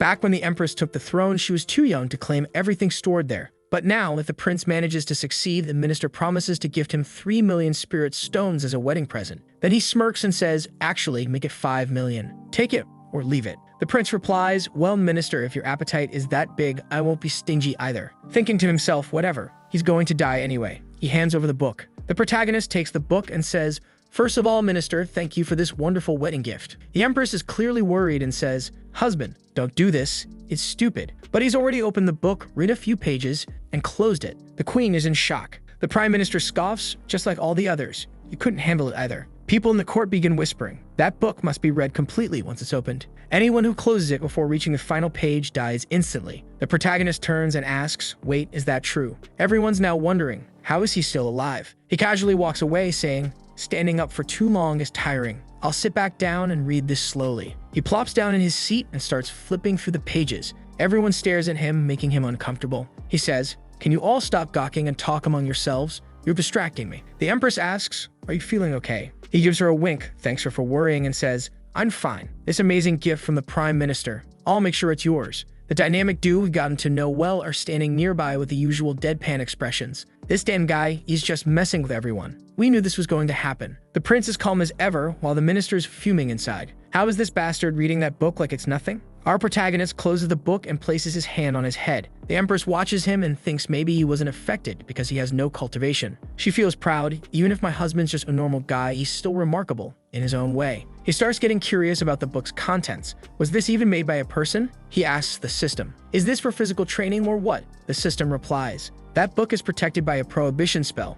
Anyone below the 10th realm is destroyed instantly upon reading it. What? He's the protagonist. He grins. Oh, so this wasn't made by a human? This world's got some interesting stuff. System, translate it for me. The system says, unfortunately, translation requires 3,000 points. Complete missions to earn them. He grumbles. Seriously, you're not going to translate it for me? The system replies, dear master, sadly, I require points to do that. Book still open, he mutters. Look at the mess I'm in. If I embarrass myself, you know the consequences. The system hesitates. Mission initiated. Sit in the chair for 1 second. Mission complete. You have received 9,999,999 points. Well, that's the end of the story. Clearly, the system plays favorites. Back to it. The system says it's translating now. The protagonist comments, why did you only do this after I pressured you? You better step it up next time. The system, sounding ashamed, apologizes and promises it won't happen again. Of course it won't. Our guy now has 9 billion points. Meanwhile, the minister sees the prince laughing and gets even more irritated. He asks,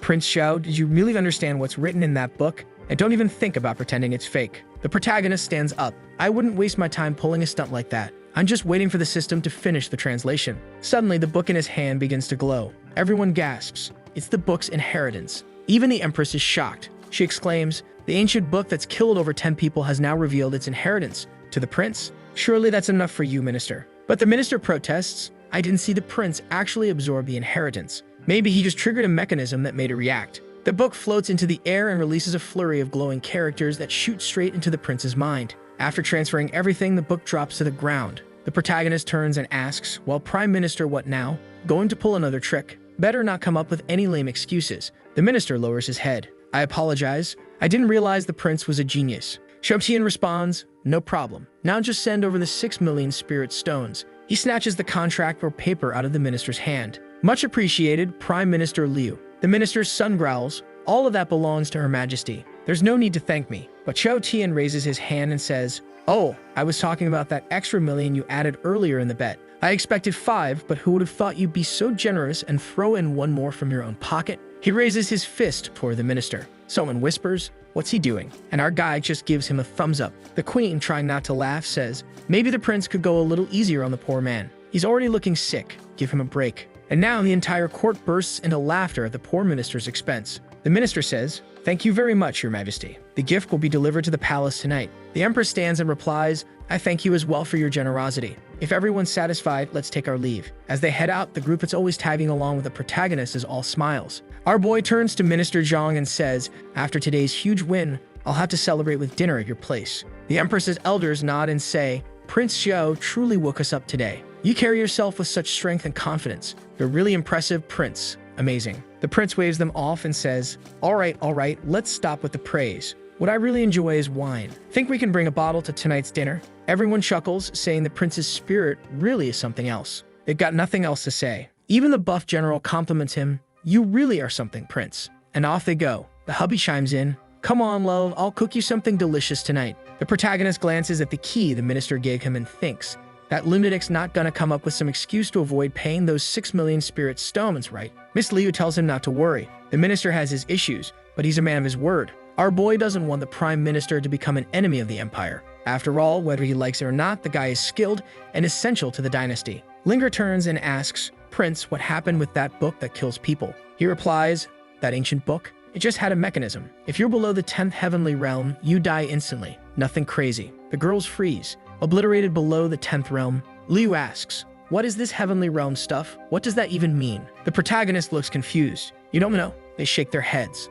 All we know is the human race and the monster race. We've never even heard of an ancient god race. That Linger asks, Prince, why were you flipping through the book like that? Did that help you absorb its knowledge? He answers, no, it didn't help. How can you be so dumb? How would opening and closing a book help transfer a legacy? Still not getting it, she asks. Then why were you doing that, Prince? He goes, every time the book tried to kill me, it gave my body a little massage. I thought it felt kinda nice. They panic. Prince, that book is meant to kill someone at the 10th realm. Stop using it for massages. The next chapter opens at the prime minister's estate, where his idiot son says, Father, like Xiao Tian, he's a total disgrace. Why don't we just find someone and get rid of him? His father replies, this matter is closed. We're not going to ruin a major occasion just because of some powerless fool. And frankly, I'm very disappointed in you today. The son starts to talk back, but immediately gets a lecture. One day, you'll have to take your place in this empire. And how do you expect to do that acting like a brat in front of everyone? The son lowers his head. Sorry, father. The minister looks out the window and says,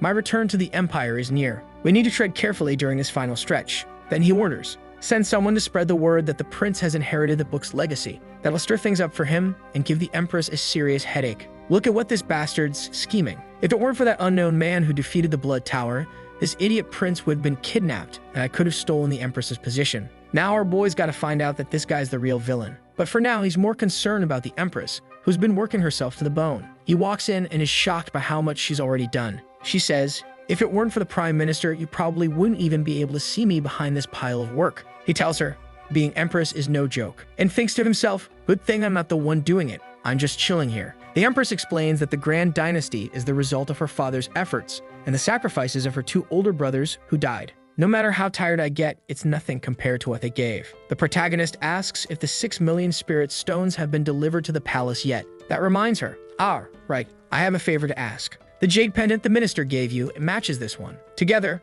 they unlock the wealth my father left behind. He stares at the key thinking, knew this was gonna turn into a job. She tells him, I'm leaving the key in your care so you'll be in charge of that place. I've got a mountain of other responsibilities. At least this way the court won't be able to say you're not doing anything right. He smiles and says, well, if that easy and let's get to it. He joins the two pendants together and a brilliant light flashes out. The Empress explains, this jade pendant is also a spiritual weapon. It will protect you. You're supposed to tell someone to move the contents of an old archive to a new location, and you can decide whether or not you want to keep what's inside the vault. Our boy is all giddy with excitement. Not only is he going to pretend he's doing something important, but he's also going to get free money to spend however he likes. Thank you, Empress. I'll keep it safe for you. Just as he's about to turn around, she stands up and thanks him. Like the good little scammer he is, he winks and says, anything for you, my love. Scene shifts. He's now entering the vault with his two companions. Inside, there's an item that came with him during his transmigration. Linger looks at it and says, that looks like a coffin. What even is this? He smacks her lightly on the head. That's a weapon my master gave me. She responds, your master must have been really strong. Let me take a look. The protagonist cuts her off. You can't. He silently hopes he'll never need to use it again. They were all weapons he used during his assassinations. All right, let's go. I want to see the old man's warehouse. When they reach the entrance, the guards block his path. He pulls out the jade pendant and says, I'm here on orders from the Empress. The guards step aside, and behind them is a literal mountain of money. Our guy gives a heartfelt thanks to Lord Liu Chang. He still finds it odd that the Emperor's personal vault has more money than the entire empire combined. The two girls just stand there, totally clueless about how many spirit stones are in that pile. The protagonist tells Sister Liu to call the Empress so they can decide what to do with all this wealth. He places his hand on the warrior girl's shoulder and asks, do you think your father would pass out if he saw all this? Linger says, my dad's been working in the treasury for years. He wouldn't faint over something like this. With a hand to his chin, our boy wonders, that's it? This woman's crazy. With this amount of money, I could live 100,000 lifetimes doing absolutely nothing. Just then, the Empress arrives, shocked. What kind of absurd amount of money is this? The prince turns to her and asks what they should do. She's still frozen, mind spinning. Suddenly, there's a loud thud. Everyone looks back and Minister John has lost connection to the world. He's completely passed out on the floor. Our guy glances at Linger, who's covering her face in embarrassment. John comes to with a burst of energy. This will go to the south. This will be used to forge weapons. Finally, we can build those roads. The Empress thanks the protagonist. Thanks to you, we've uncovered all these treasures. You're free to take as much as you'd like to make yourself happy. With that familiar sparkle in his eyes, he says, as much as I want. Awesome. He grabs a whole bunch of spirit stones and makes a bed out of them. Lying down, his forehead begins to open up. A third eye begins to form. Inside his sea of consciousness, an old man appears. It's the spirit of an ancient god. Upon arriving, the old man seems puzzled. Is this the soul of a human? Wait, let me sense this again. He expands his awareness and questions aloud. How is this possible? A human, inheriting the power of a god? He must have used some trick to steal it. Suddenly, an apple appears and speaks. Analysis complete. The spirit of the ancient god is the legacy's guardian spirit. The old man says, in the spiritual world, the brighter your glow, the stronger you are. I have 99 stars. But the tomato beside him, it has over 3,000. He stares and asks, who are you? Are you the master of the sea? The tomato replies, I am NK, my master's loyal system. And yes, this is indeed my master's sea of consciousness. Then a voice echoes from behind. What's with all the noise? Can a guy get some sleep around here? The old man turns, sees the glowing figure, and immediately drops to his knees. Our boy is radiating light. The tomato warns him, sir, you'd better back off. My master just woke up, and he might accidentally kill you. The old man stumbles backward in retreat. Our protagonist watches all this in disbelief. He turns to Ankang and asks, why did that old man show up in my consciousness? The system answers, he's the spirit of the inheritance inside that ancient book. From what he understands, the old man came to teach him the legacy of knowledge. With a hand on his chin, he starts to piece it together. So this is what the gods look like, basically just like a teacher. The old man, clearly embarrassed, says,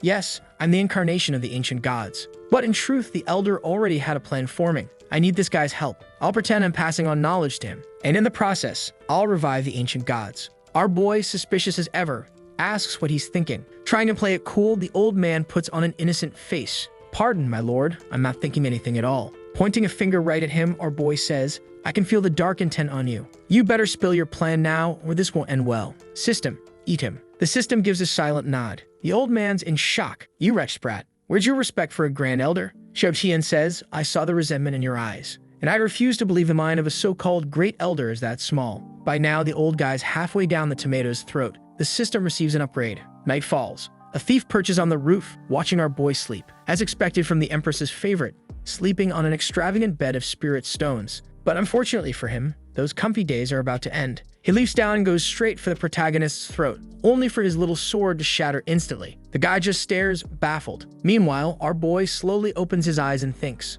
"What the hell are you doing, man?" The assassin, sweating bullets, says, "If I said it was an accident, would you believe me?" Outside, someone shouts, "Your Highness, I heard something." The protagonist calls back, "It's all good. I just knocked something over. Don't worry. Stay out. No one needs to come in." He picks up the broken blade and examines it, starts bending the dagger casually. The little ninja's stunned. What kind of monster is this guy? That was a 6th rank weapon. He collapses, trembling. The intelligence department must be brain dead. There's no way this is normal. The guard rushes in and asks, "What happened, Your Majesty?" He says, "I honestly don't know. I think this guy tried something while I was asleep." She asks if the Empress is all right. He nods. She's fine. Then she asks, "But where's his weapon?" Our boy hands it to her. "I was just doing a little recycling. Keep it. It might be worth something." She examines it and recognizes it. It's Lin Shen gold. This thing's worth a fortune. She bows and thanks the prince. Then she steps up to the intruder and immediately recognizes him. "You're an assassin from the Dark Soul Palace. To get in here unnoticed, you must be one of the 6 malicious blades, aren't you?" The man, nervous, replies, "Yes, you're sharp. I'm Fang Meng, a member of the Dark Spirit Sect. But this is all just a misunderstanding." She raises an eyebrow. "Misunderstanding? You snuck into the palace and tried to kill him." He insists, No, I used the back of the blade." "Your Highness, that's right, isn't it?" The prince shrugs. "Yeah, he did use the back. Otherwise, well, I wouldn't be alive right now." The assassin confesses, "Actually, I even went after the wrong guy. I thought he was just a servant. I had no idea he was the prince." Our boy looks at her and says, "Man, this guy really thinks I'm an idiot, doesn't he?" Sister Liu chimes in, "Just accept your fate, buddy. You're another unlucky fool from the Dark Soul Hall who happened to fall into the prince's hands." The assassin freezes. Another one. He suddenly remembers the old man who came and never came back. He points at the protagonist. "You're of your Wang Yan, the one who took down the Poison Elder. You're the one behind the Blood Palace incident, the one who fell into the sea." So Xiao Tian was Wang Yan all along. To everyone else, he was just some pampered pretty boy backed by the Empress. The assassin gasps, "Prince Xiao, you're a god." The prince is just standing there thinking, "Great, look at this idiot shouting stuff like that. What if my wife hears it?" He suddenly slashes through space itself. How the hell did he just do that? The prince grabs him by the neck. "I wanted to give you a chance to start a new life, but I didn't expect you to be so reckless." Yelling that I'm strong loud enough for the whole palace to hear. You're trying to blow him on a cover in front of Her Majesty. The guy tries a casual little wave. "Oh, you're still playing games, huh? Well, don't blame me for what comes next." And with that, he tosses him into the space-time rift. He closes his eyes and offers a little prayer for the guy's soul, thinking, "I'm strict with myself, but I'm generous with others." The little guard is in shock, thinking, first he was blowing up mountains, now he's throwing people out of reality. I honestly don't even know what the prince's real power is anymore. Our boy points and says, "Go check if the Empress is still in the Imperial Hall." "I don't want anything waking her up," she replies. "Got it." Then someone opens the door and says, "Prince, intruders have entered the palace. It's advised that you remain here tonight." "Don't worry, the Empress is safe." Relieved, he responds. Well, what a perfect coincidence. He waves goodbye to the guards, lies down, and thinks tomorrow I'll get to eat one of Zong's amazing meals. Next morning, Linger is pacing nonstop. Her mother walks over and asks, "Daughter, any word from your father?" Stealing the protagonist's chef was a terrible idea. Linger replies, "No, I searched the entire city, and there's no trace of him." The general sighs. "Unfortunately, I haven't found anything either." Suddenly, an explosion erupts right in front of them. The Empress arrives, furious. They ask if she found anything, and she says, "Nothing. There's no trace of Uncle Zhang anywhere." The general starts blaming herself. "It's all my fault. I shouldn't have argued with him yesterday. I literally kicked him out of the room with full force. If I just stayed with him, no one could have taken him." The Empress believes it's connected to the solutions Zhang's been bringing to the southern refugee issue. As he improves people's lives down there, others can't make money off exploiting them anymore. So they may have hired someone, like the Dark Soul Hall, to take care of it. The general trembles at the thought, knowing how those people usually operate. She fears her husband may already be dead. She collapses to the ground. "Your Majesty, I've never asked for anything before, but please, save him." The Empress kneels beside her. "Don't worry. Even if I'm the great Empress now, I'm still that little girl you helped raise. I'll bring your husband back." The muscular general thanks her through tears. The Empress tells Linger to look after her mother and takes off, flying into the sky. But the general hesitates. What if the enemy's goal is to lure the Empress away? What if they're actually nearby, hiding? She decides to investigate the surrounding areas herself and warns Linger to stay alert. Linger's nervous. What if something really bad happened to Dad? Then she gets an idea. "Prince." She takes off running. Sister Liu is inside practicing a dance routine. Linger throws open the door. "Where's the prince?" She assumes he's still asleep. "What's the matter, General?" "My father. He's gone." "Gone?" Linger pushes open the bedroom door. prince. He wakes up all disoriented. What kid? It's way too early. She blurts, Your Excellency, last night my father was kidnapped, and no one's found him yet. I know you said you don't like fighting, but this time, the prince freezes. Wait, what did you just say? My chef was kidnapped. She replies, No, it was my father, not your chef. Well, technically, Mr. Zhang is both her father and my cook. But anyway, he sits up straighter. Sorry, hold on, let me redo this. He lies back down, throws his arm over his eyes. Oh my god, you're telling me my dear brother Zhang got taken. The girls both think he's strong, but acts like a child. He says he's just joking, but then gets serious. No wonder weird stuff was happening last night. Who's bold enough to sneak into the imperial palace? Linger mutters, Who's tired of living and decided to target you, prince. He goes, What's up with this Dark Soul temple? Why are they targeting me? Linger asks, What do you mean? He explains, Think about it. Since I took this role, all I've done is eat, drink, and sleep. I haven't provoked anyone. So why am I suddenly their target? They respond, Oh, well, that explains it. You're underestimated. The prince thinks aloud.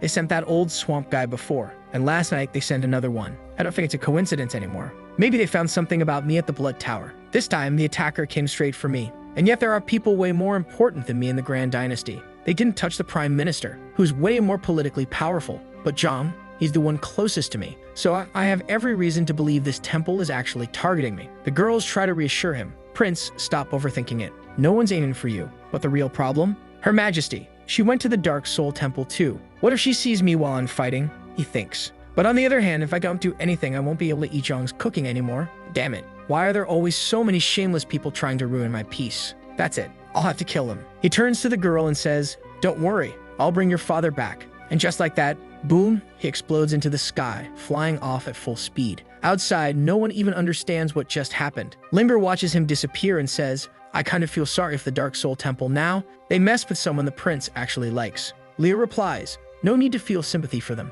Like the prince said, that place is disgusting. He should just destroy it completely. Anyone who crosses the prince deserves whatever happens next. Up in the sky, the Empress is flying through the clouds, searching for Mr. Zhang. She suddenly comes to a halt. Did you really make it out this far? From here on, it's the territory of the Dark Soul Palace. If I go in alone, it'll be seen as a declaration of war from the Empire. Maybe I should check the Xianjing region instead. But at that moment, she senses something behind her. A streak of green energy shoots past. She turns fast, slashing behind her. But whoever it was is already gone, her attack hitting empty air. What in the world? How fast is this person? And why are they headed in the direction of the Dark Soul Palace? She starts thinking, could it be him, Wang Yang, the one who destroyed the Blood Palace? I have to catch up and find out. The scene shifts. A group of generic-looking old men, clearly just clones of one another, are standing atop a mountain. A man drags Mr. Zhang forward, tied up. The clone elders all kneel. We greet the great Lord Tiansha. Zhang immediately realizes, this is the Dark Soul Palace, standing before their massive front gate.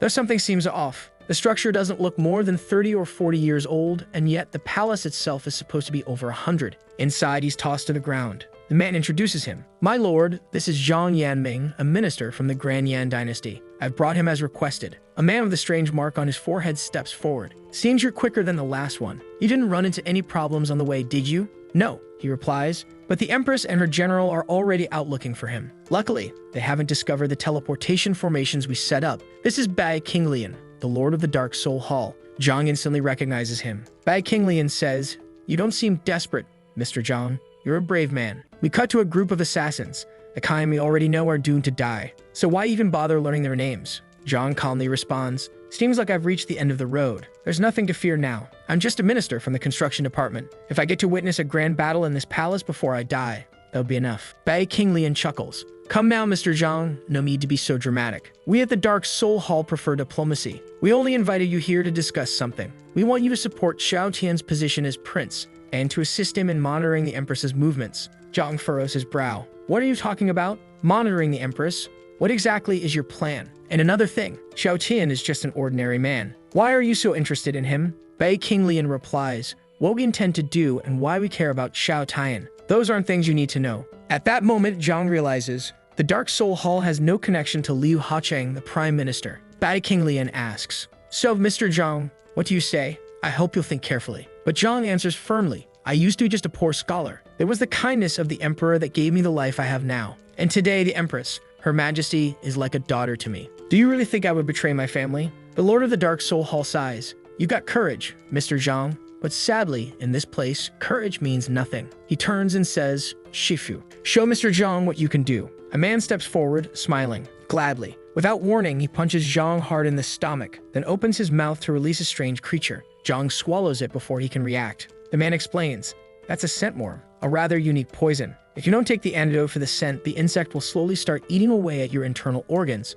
The man explains, it'll pierce your lungs first, suck your blood dry. One of the worst deaths you could imagine. He goes on, but if you cooperate with us, we'll give you the incense that keeps the insect from activating. Still, Mr. Zhang remains silent. You and the villains seem to respect him. He really has a strong heart. One of them mutters, that insect should already be devouring him from the inside. Another shouts, impossible. How can you not scream in pain? Bai Qinglian simply observes in silence. Mr. Zhang's already drooling from the agony, yet still manages to sit upright. He stands and says, the great emperor never hesitated when speaking to me, even though I held a lower rank. He, a man of great power, still called me brother. And to Her Majesty, I've been an uncle since she was a little girl. The Yan dynasty isn't just a country to me, it's my home. You really think I'm going to scream over some cheap poison? One of the thugs storms up furious. You're asking for death. Zhang roars. I am Zhang Yoming. I'd rather die standing than live on my knees. The enemies murmur. Well, if that's what you want, then fine. This court will grant you death. The scared man steps forward as the poison wielder steps back. He pulls out a blade glowing with an unknown element and presses it to Zhang's face.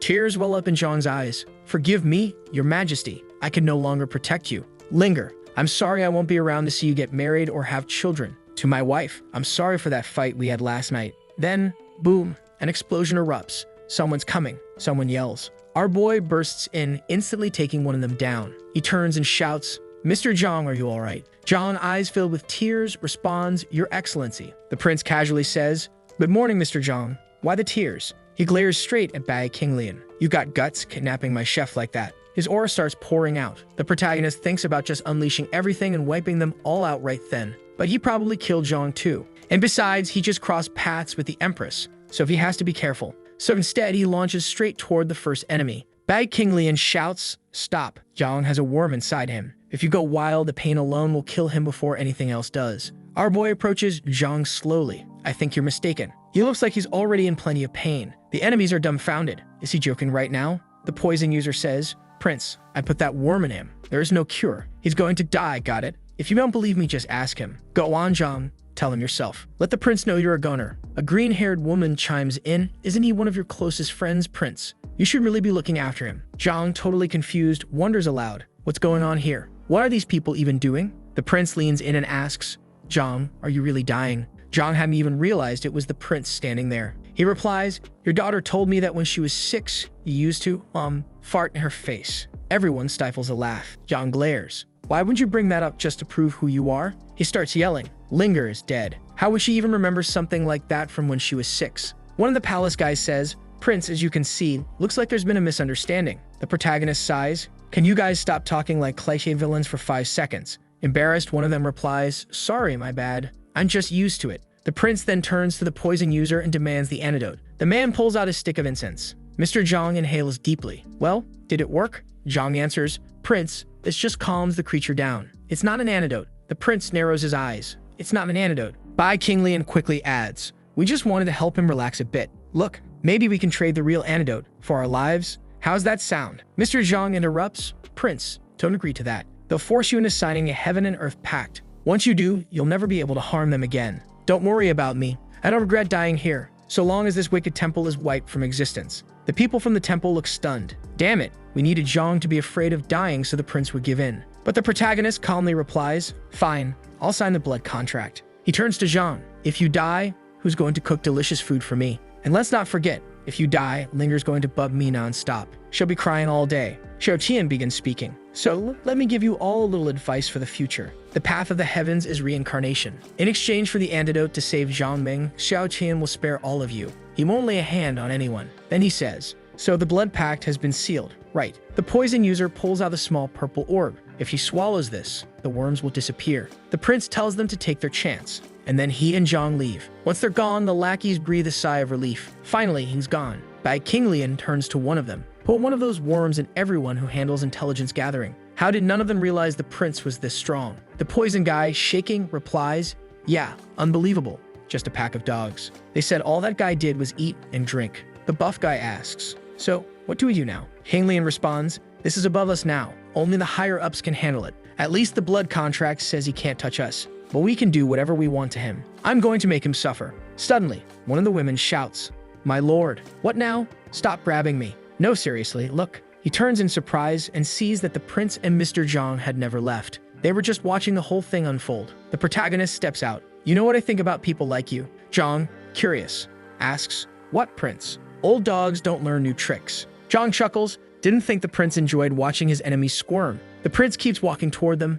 "I gave you a chance to change, to do the right thing, but I'm disappointed." Bag King Lian stammers, "I was just joking, prince. You know we have a blood pact, right?" Zhang sighs, "I knew it. I knew they'd pull something like this. It's my fault. If I weren't here, the prince could have handled it freely." King Lian warns, "Prince, remember the contract. If you attack us, the heavenly laws will strike you down." Our boy says, "Stop repeating the same line." "As I expected. I'm the real target of your temple, aren't I, Bai King Lian? I underestimated you. At first I thought you just wanted to break up my relationship with the Empress." Bai King Lian is stunned. Break up his relationship with the Empress? The protagonist continues, "That's why you sent that old swamp man after me." Bai replies, "He died by your hands. Come on, you really think I kill innocent people? He offed himself right in front of me, alright?" Mr. Zhang finally puts it together. "So if the prince is Wang Yang, the others realize it too." "Wait, you made that guy choose death over facing you?" "No doubt about it." The prince asks, "You still don't feel any guilt, do you? Still trying to say I'm some kind of killer? Looks like you're all rotten to the core. Well then,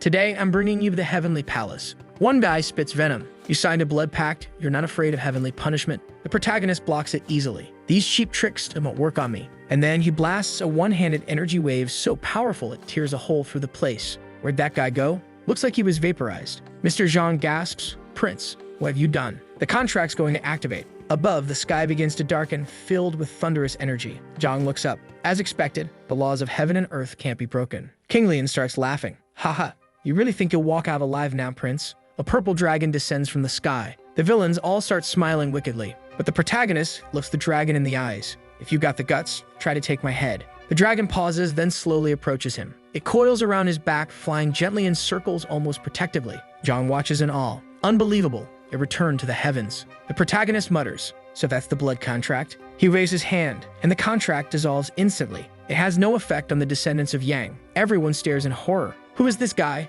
Why don't the heavenly rules apply to him? They throw themselves to the ground, groveling before him. "Your Excellency, I know I was wrong. Please spare me. I truly regret everything." But our boy says, "Unfortunately, I can't do that. You're lunatics. Maniacs. I already went against my better judgment by sparing you once. Maybe I'm just too soft-hearted, but hey, since your cultivation is pretty decent, I'll give you one last chance. I'm going to count to 3. Each of you will tell me one good thing you've done in your life. If I approve, that means you might still be worth saving." They look at each other, thinking, "He's strong, but he's a simple-minded fool. All we have to do is make something up and he'll let us go." Mr. Zhang speaks up. "Prince, you need to set some kind of rule. They could just lie to you." But our boy responds, "Zhang, that kind of thinking is exactly the problem. This world is already dark and difficult, and if people with power like me don't walk the path of light, then the sun will never shine through the darkness. They're already lost in the shadows. Why not give them a chance to step into the light?" He turns to the 3 of them. "You 3 ready?" 3. They blink. "Huh, what do you mean?" Before they can finish, he waves goodbye and hurls them straight through a portal. Zhang stares, stunned. Wait, was he playing those poor guys the whole time? The prince casually brushes off his hands. "What's the point of being strong if I can't even make people better?" As he walks off, Zhang says, "Prince, if the Dark Soul Palace is completely destroyed, the Wang Empire will finally have long-term stability on the southern border." The prince shoots him a look. "I show a tiny bit of power and you're already trying to give me orders." Zhang scratches his head sheepishly. "Well, you know what they say, those who can do more should do more." Xiao responds, offended. "Unbelievable. So you are just a heartless opportunist." He thinks to himself, "And if I reveal how strong I really am, the Empress is going to have even more work to deal with. She'll start strategizing, planning conquests. I can't let my power be exposed like that." He turns back to Zhang. "Here's your warning. When you return, you cannot tell anyone what you saw today." Zhang, wide-eyed, nods quickly. The prince continues, "Your daughter already knows I'm powerful, but this whole Dark Palace business stays between us." In the next scene, we see bodies lying everywhere. "All right, time to finish collecting what they owed us." Zhang asks, "Owed us? What do you mean?" They reach a sealed door. The prince places his hand on it, and it opens. Inside, another massive pile of treasure. The prince turns to the system. "How much is in there?" The system replies, "Emergency maintenance in progress." Xiao Tian frowns. "Wake up now and calculate it." The system sighs. "There are 32 million spirit stones. May I resume upgrading?" The prince waves him off. "Fine, go." He looks at the treasure.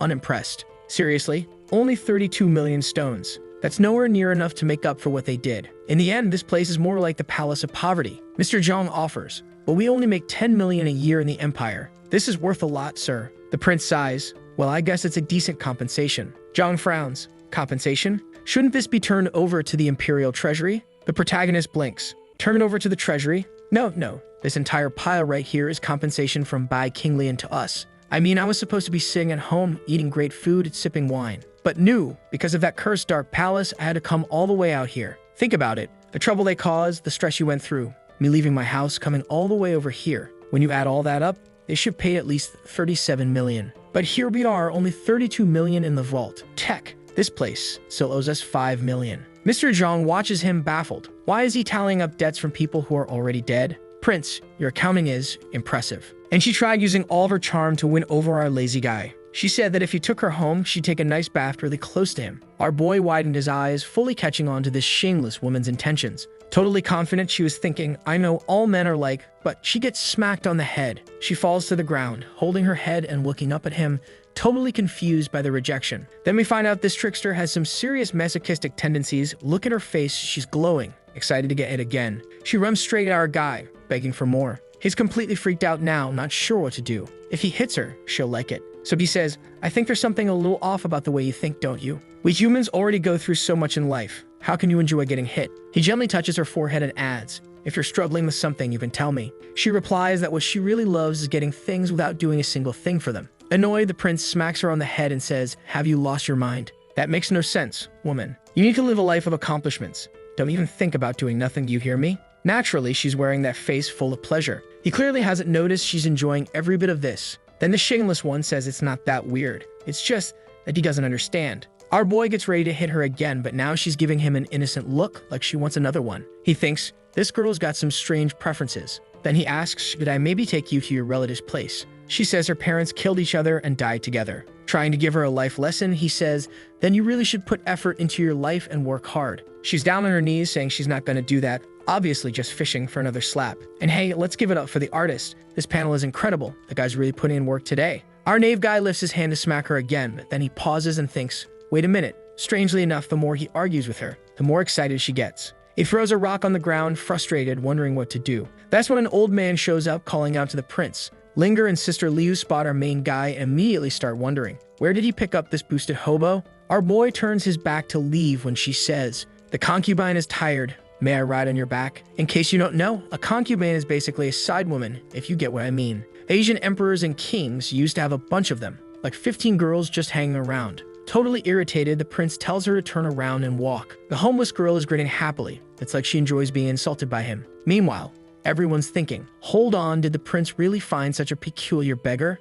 Not to mention why he's so worked up. Sister Liu steps in, Your Excellency, but our guy cuts her off and turns to the old man. He says to give this woman a task, she has to work 24 hours a day with guards watching her nonstop. Bam, another smack on the head. Got it? She says she understands. But Linger and Sister Liu already caught on to her little act. Raising his hand, our guy says goodbye and tells the old man, you take care of this crazy one. The old man's left thinking he never expected the prince to go chasing flowers when he's got an empress. Oh, trouble's brewing in our boy's love life. Tearing up, he says, women are so exhausting.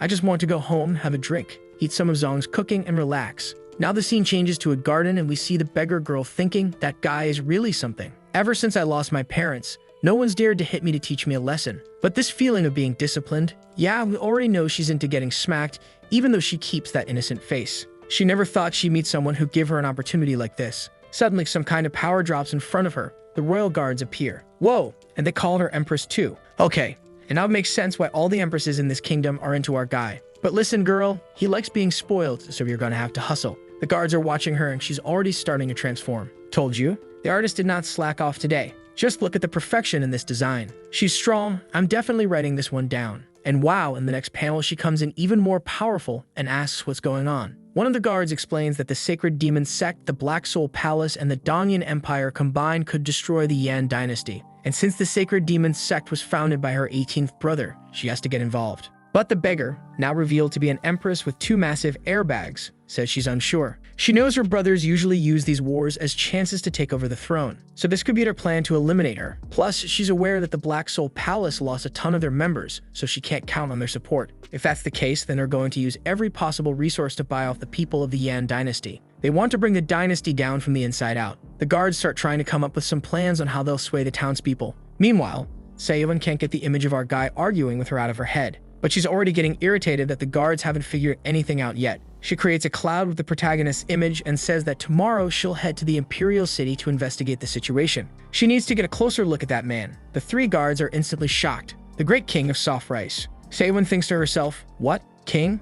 God of rice? What does that even mean? She has no clue what the nickname implies. One of the girls points at the little cloud with the protagonist and explains, Your Majesty, that man is the Empress's husband in the Yan dynasty and the current prince, Xiao Tian. He's an incredibly ordinary guy who knows exactly how to use his charm and personality to win women over. That's how he ended up with the Empress. He also wrecked the Prime Minister's entire plan. But since he's amazing at running the city, the people started calling him that. The phrase ordinary human flies right past her. She says she doesn't like being tempted by anyone. But now she's thinking, how is she supposed to get her hands on Xiao Tian? She wants him to take care of her. She's already imagining herself sitting in his lap. Oh boy, if the first Empress finds out about this, she really is planning to dump the horns on the other Empress. With that look on her face, she says just thinking about it gets her so exy. I mean excited, folks. Excited. Resting her chin on her hand, she starts wondering, wow, what if the Empress catches us? That'd be wild. Look at our protagonist's face. My god, she's completely insane, guys. Then she stands up and declares, mistake. I made a huge mistake from the very beginning. The guards ask, what mistake, Your Majesty?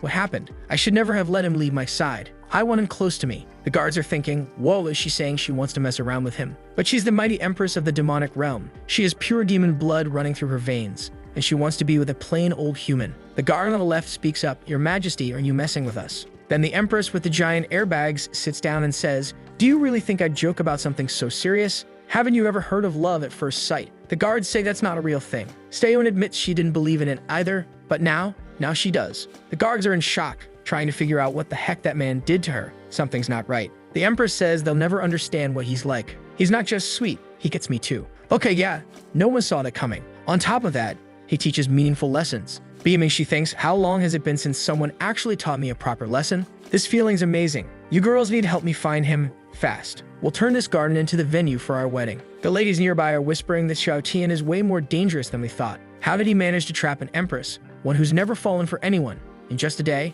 Back at the protagonist's place, he's remembering the moment she said, I want you to take care of me. And now he's thinking, take care of? What does that even mean? Such a weird request. Linger comes over and asks, what's wrong, Prince? Sister Liu points out he hasn't eaten and must be hungry. In the next scene, our boy is being served a meal by Mr. Zhang, who's cooked up 4 special kinds of meat for him. Look at how the prince is already drooling like a big baby. He may not know a thing about martial arts, but when it comes to cooking, this guy is top tier. Everyone just stares as the chubby guy digs in. After a while, Linger asks, Your Majesty, what was bothering you earlier? Our protagonist says, please don't laugh when I tell you. Everyone has that mischievous little smirk and says, all right. Then he confesses, someone asked me to take care of her. Mr. Zhang bursts out laughing in his face. Mr. Zhang, you're laughing? He grabs him by the face. No, sir, not at all. Go on with your story. He then tells the whole thing. I told her to be independent, but she keeps trying to rely on me. Liu starts laughing right in his face. Oh, sit down, don't even try. I can see your shoulders shaking. Our protagonist stands up and says, I'm serious. My reputation is on the line here. Linger bursts into laughter. Frustrated, he says, that's enough, you're all gonna get smacked. In the next scene, everyone's got a bump on their head, and it looks like they're training. Everyone's thinking the same thing. The laziest prince alive who doesn't want to lift a finger, talking about taking care of someone? How can I not laugh at that? Our boy leaves Linger to continue training and walks off with Sister Liu, who asks him what's bothering him. He's in full philosopher mode, saying that sometimes it's not such a bad thing to help others see the light. Who says someone from the darkness doesn't long for the light? Staring at the book in his hands, he mutters, damn it, the system's always updating. I can't even watch an anime anymore. All I can do now is read some book while sitting beside the Empress. He starts thinking about the old man's story, full of contradictions, and gets curious. If none of that was true, then where did he get so many spirit stones from? Something's not adding up. Did I forget something? The Empress seems surprised. What is it? She asks. He tells her it's nothing, just thinking about some things. She changes the subject and asks, was the meat I tasted yesterday from King Yang City? He nods.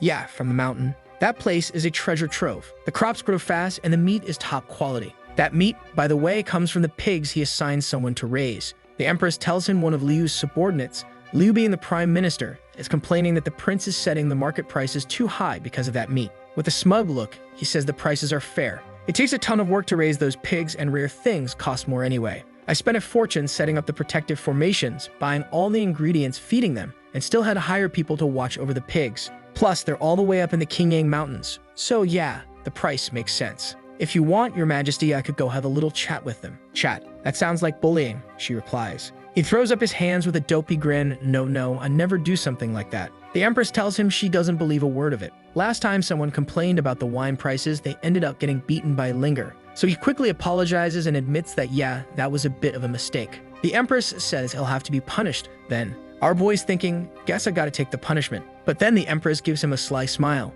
Your punishment is to go up to Qingyang Mountain, bring back one of those pigs, and have a drink with me tonight. He lights up with a big grin. Don't worry, I'll take care of it. Already thinking, I knew my wife wouldn't actually punish me. I'm gonna pick the best pig and make us the perfect dinner. Then he connects the dots. Wait, pigs in Qingyang? And just like that, he remembers the beggar girl. Prince, I'm just stealing one little pig from you, you idiot. Since you won't take care of me, I'm gonna take everything for myself. Now he's fuming. Damn it, I shouldn't have gone so easy on her. Those pigs are ridiculously valuable. Even one of them could cover a comfortable life. 2, and you never have to think about money again. She asked me, the soft rice king, to take care of her. What a joke. She was just after my pigs. That conniving woman. The Empress is about to ask what's wrong, but our guy's already bolting out of there yelling that someone's stealing the pigs. She's left standing there like, stealing pigs. Back with the beggar girl, her friends are fixing up her outfit. Guys, she's really an empress through and through. And bam, our boy arrives. The airbag Empress gets all flustered. How'd he show up like this? I'm not even ready. Look at my clothes. Will they like them? But in the next panel, she's glowing with excitement. Our guy covers his mouth in disbelief. She sold all my pigs, and she's already filthy rich. The girls glance at each other, totally confused. Then he points at her. I didn't have high expectations for you, but I didn't think you'd betray my trust like this. You sold all my pigs. The crazy one is thinking, oh no, he misunderstood. He thinks I sold the pigs.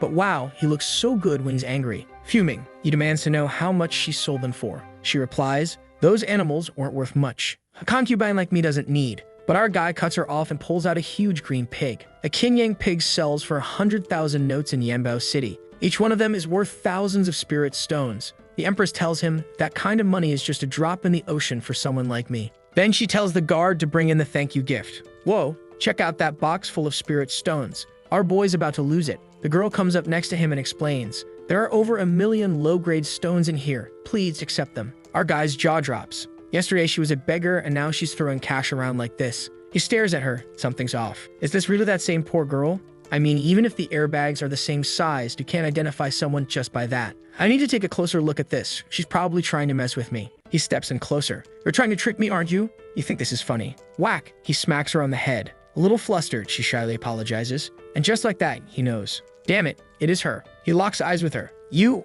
Why you? Still reeling. Yesterday she was broke, and now she's throwing money around? What the hell is happening? Cutting straight to the point, she grabs his arm, sits him down, and says, my name is Xiao Tian. But he raises an eyebrow. Lu, as in, are you looking for love or something? What were your parents thinking with that name? She tells him it's a concubine's name and asks if he likes it. Our boy says it sounds nice, but he's already on his feet and walking away. The ex-beggar grabs his hand and says, I'm the eldest princess of the Jiangsu Empire, and my country's in serious trouble. Her father ordered her to take the secret library and flee far away. The problem is, she doesn't have the power she needs to rebuild the nation. And the only cultivation techniques she knows require cooperation between a man and a woman. Yesterday, she was just testing him. She needs a husband she can trust completely. Someone to stand with her in the mission to restore the country. And she's convinced that he's the one. Our protagonist is already imagining things again. Damn it, I really am the soft rice king. The people of Yan, they're all prophets. She's glancing sideways, wondering to herself, did I come on too strong? Did I overdo the whole confession thing?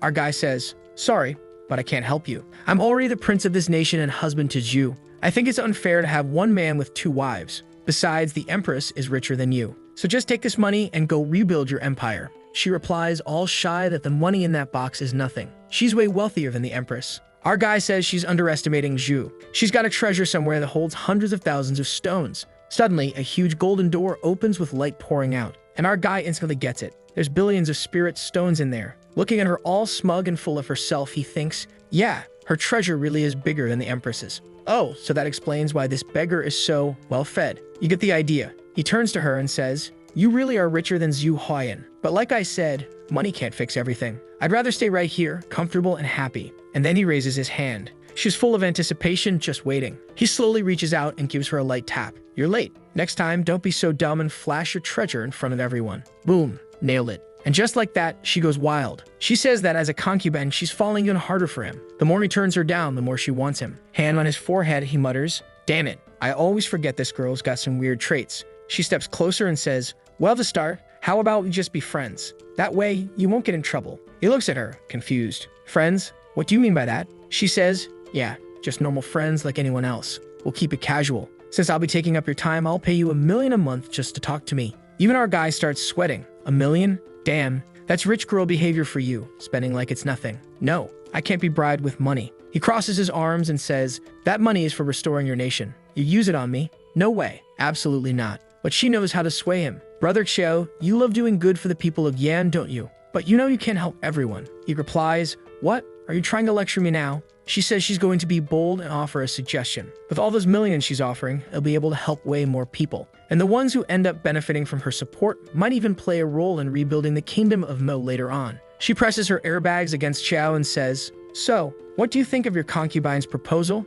Isn't it thoughtful? Isn't this the perfect opportunity? Say yes, Brother Xiao." Our guy's thinking, $1 million just to chat. If it were a fight, I'd probably be too lazy. But if it's just some small talk, and it's gonna help the empire too. To help the Empress, I guess I can let her fool me a little. So he says, "For the people of Yan, I'll accept the donation." The busty ex-beggar latches onto his arm immediately. "Then let's start talking right now." Our guy tells her to stop clinging to him like that. It's uncomfortable. He agreed to chat, that's it. Tells her not to get carried away, and warns her not to try anything funny. Unless, of course, she offers even more money. Cut to the next scene. Our protagonist heading home. One of the guys greets him, "Prince, how's everything?" He replies that it's all good, but his thoughts are still stuck on the beggar girl. "Sold myself, didn't I? I mean, $3 million a month. There's so much I could do with that. All I've got to do is scold her once in a while. Honestly, not a bad deal." Back with her. She's sitting there heartbroken, saying she already missed him the moment he left. The guards are so stunned, they don't even have faces anymore. One of them says, "It's over. The Empress is finished."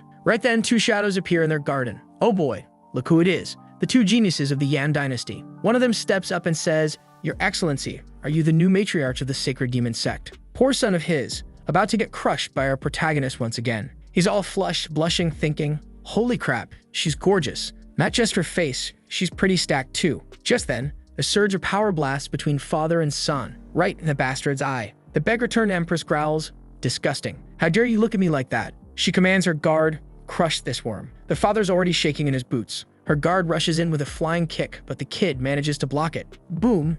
Explosions go off everywhere. He's thrown backward. They're still going at it when he yells, "Why are you doing this? What the hell's going on?" This was supposed to be their big moment to win over the Empire. Cut to the father. Now he's kneeling by his son, who's covering both eyes. And folks, I think the brat's blind. The son's screaming, "She's insane. That woman's out of her mind. What do you want from me?" She coldly asks, "Who gave you permission to come here and disturb me?" The father tries to explain. He says he came after hearing the Sacred Demon Sect was in town and wanted to meet with her. The guards jump in. "Meet with her? Your son clearly knows nothing about etiquette." He barges in unannounced and stares at our matriarch like that. Who does he think he is? What value does he think he even has? The old man's thinking, "Crap, I need to calm this down. We can't let our plan fall apart like this." He turns to her and pleads, "What can I do to make up for this offense? Please, name anything." The best-fed beggar I've ever seen replies, "If you want my forgiveness, it's simple. That man, Xiao Tian, the prince of your princess, he's the one I've chosen." Boom. Score another 10 points for our boy. You must assist him in every way possible. If anything happens to him,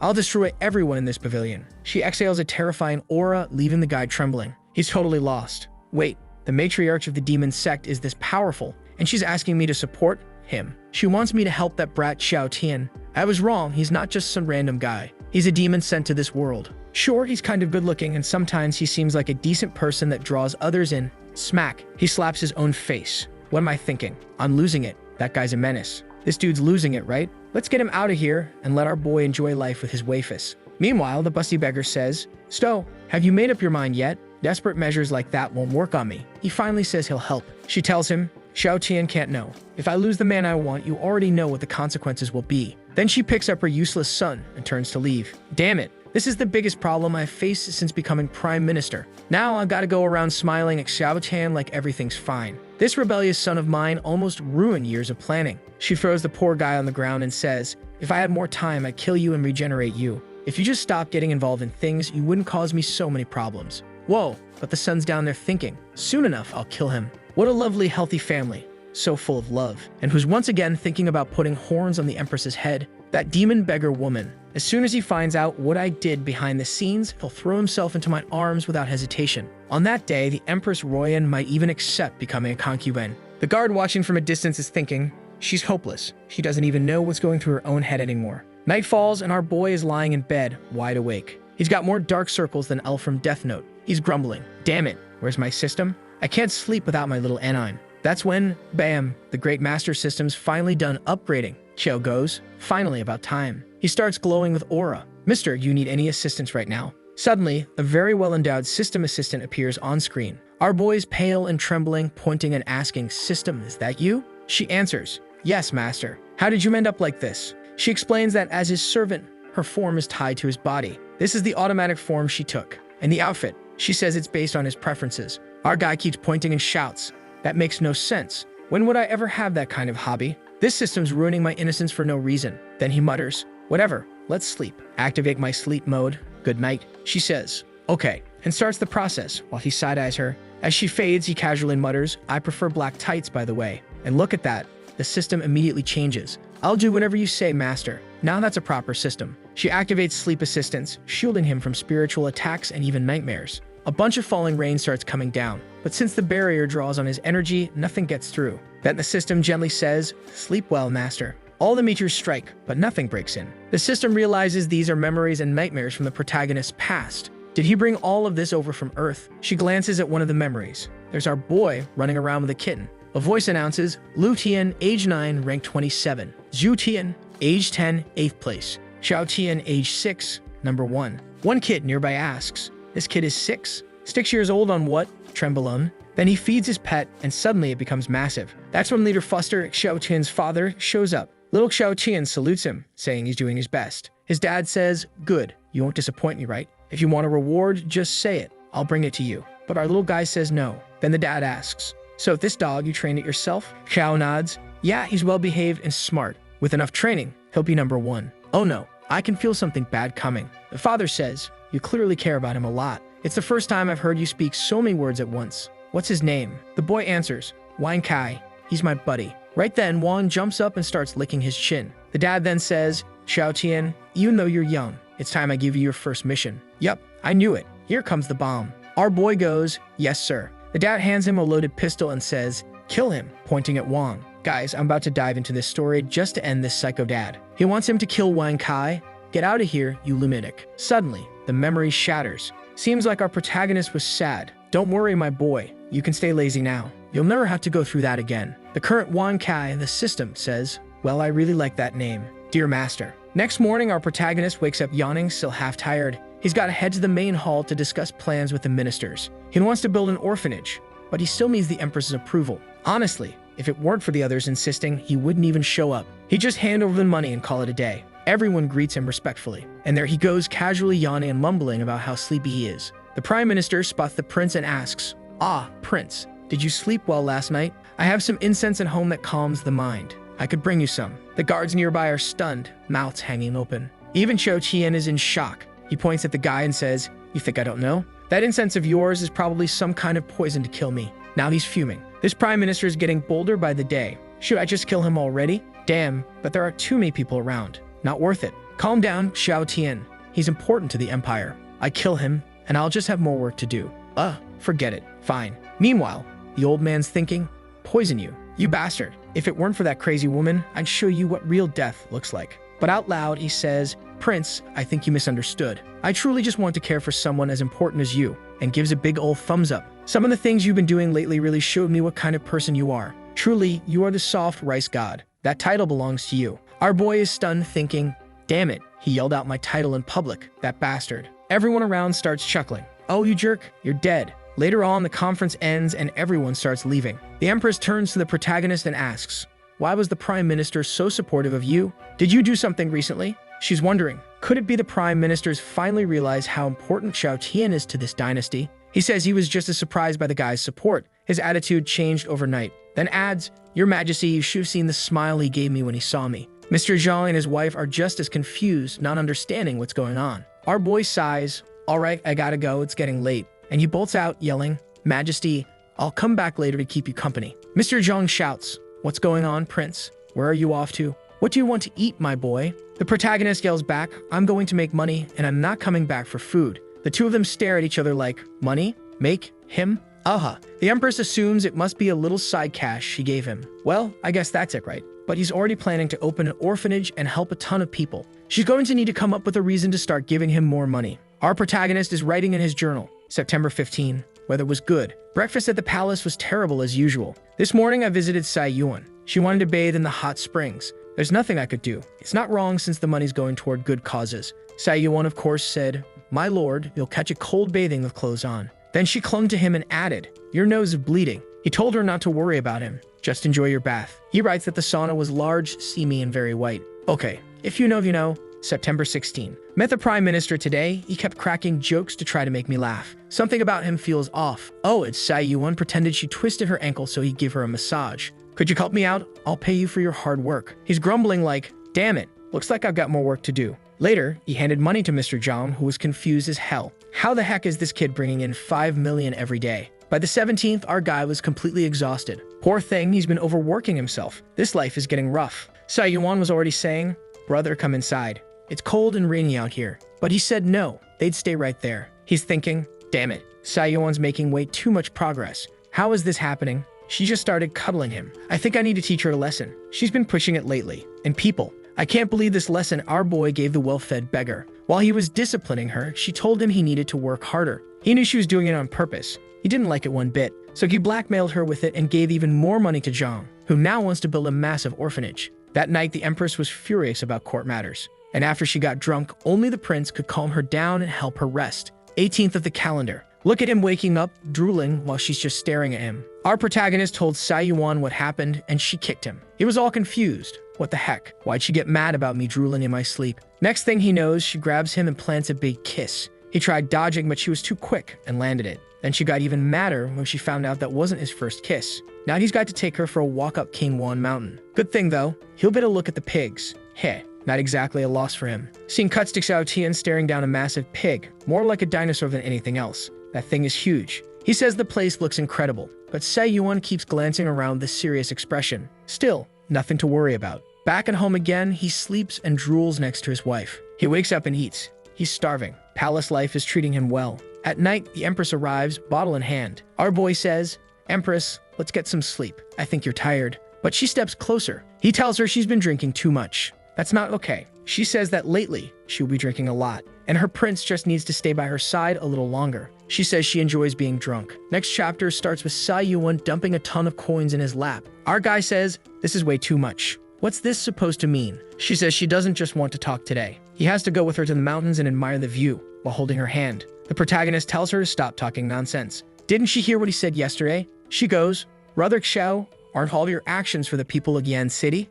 He remembers the orphanage and says, "Fine, left hand or right. But I'm telling you now, you're not allowed to hug me." Up in the mountains, he mutters, "I've got to get back soon for lunch with the Empress." Xiao Yuan asks, "Why go back to her? Why not stay a bit longer with me?" The prince reminds her she knows how things are. He will return. Meanwhile, on top of another mountain, an old man watches the Empress cultivating. Looks like her power is reaching an advanced stage. Problem is, this kind of maturation follows the laws of heaven and earth. There's no way to rush it. The white-haired old man is Zhu Tianji, and he can see people's fate. The Prime Minister says there's no way the Empress can grow any stronger. But Tianji replies, "You can't even see other people's futures, so why are you giving your opinion?" World's best dad over here starts yelling. That old man's a bastard. But Tianji calmly brags, "You might be stronger than me, but all of us sealed our cultivation bases. So why would I be afraid of you?" The two of them are watching the Empress, commenting that something's off. She's always been powerful, royal bloodline and all. But even for her, this kind of progress is unnatural. Something strange is going on. In the past few weeks, she's gained a whole year's worth of cultivation. Why? Well, clearly there's some benefit to sleeping beside her favorite lazy boy. Tianji is gritting his teeth. I don't know what's going on. That's when one of Xiao Yuan's guards shows up. Tianji asks, "Is that the matriarch?" "No," someone says. "Just one of her guards." Tianji's already annoyed. If the matriarch is here, why isn't she the one meeting us? What could possibly be more important than this? The guard answers, she's entertaining some special guests.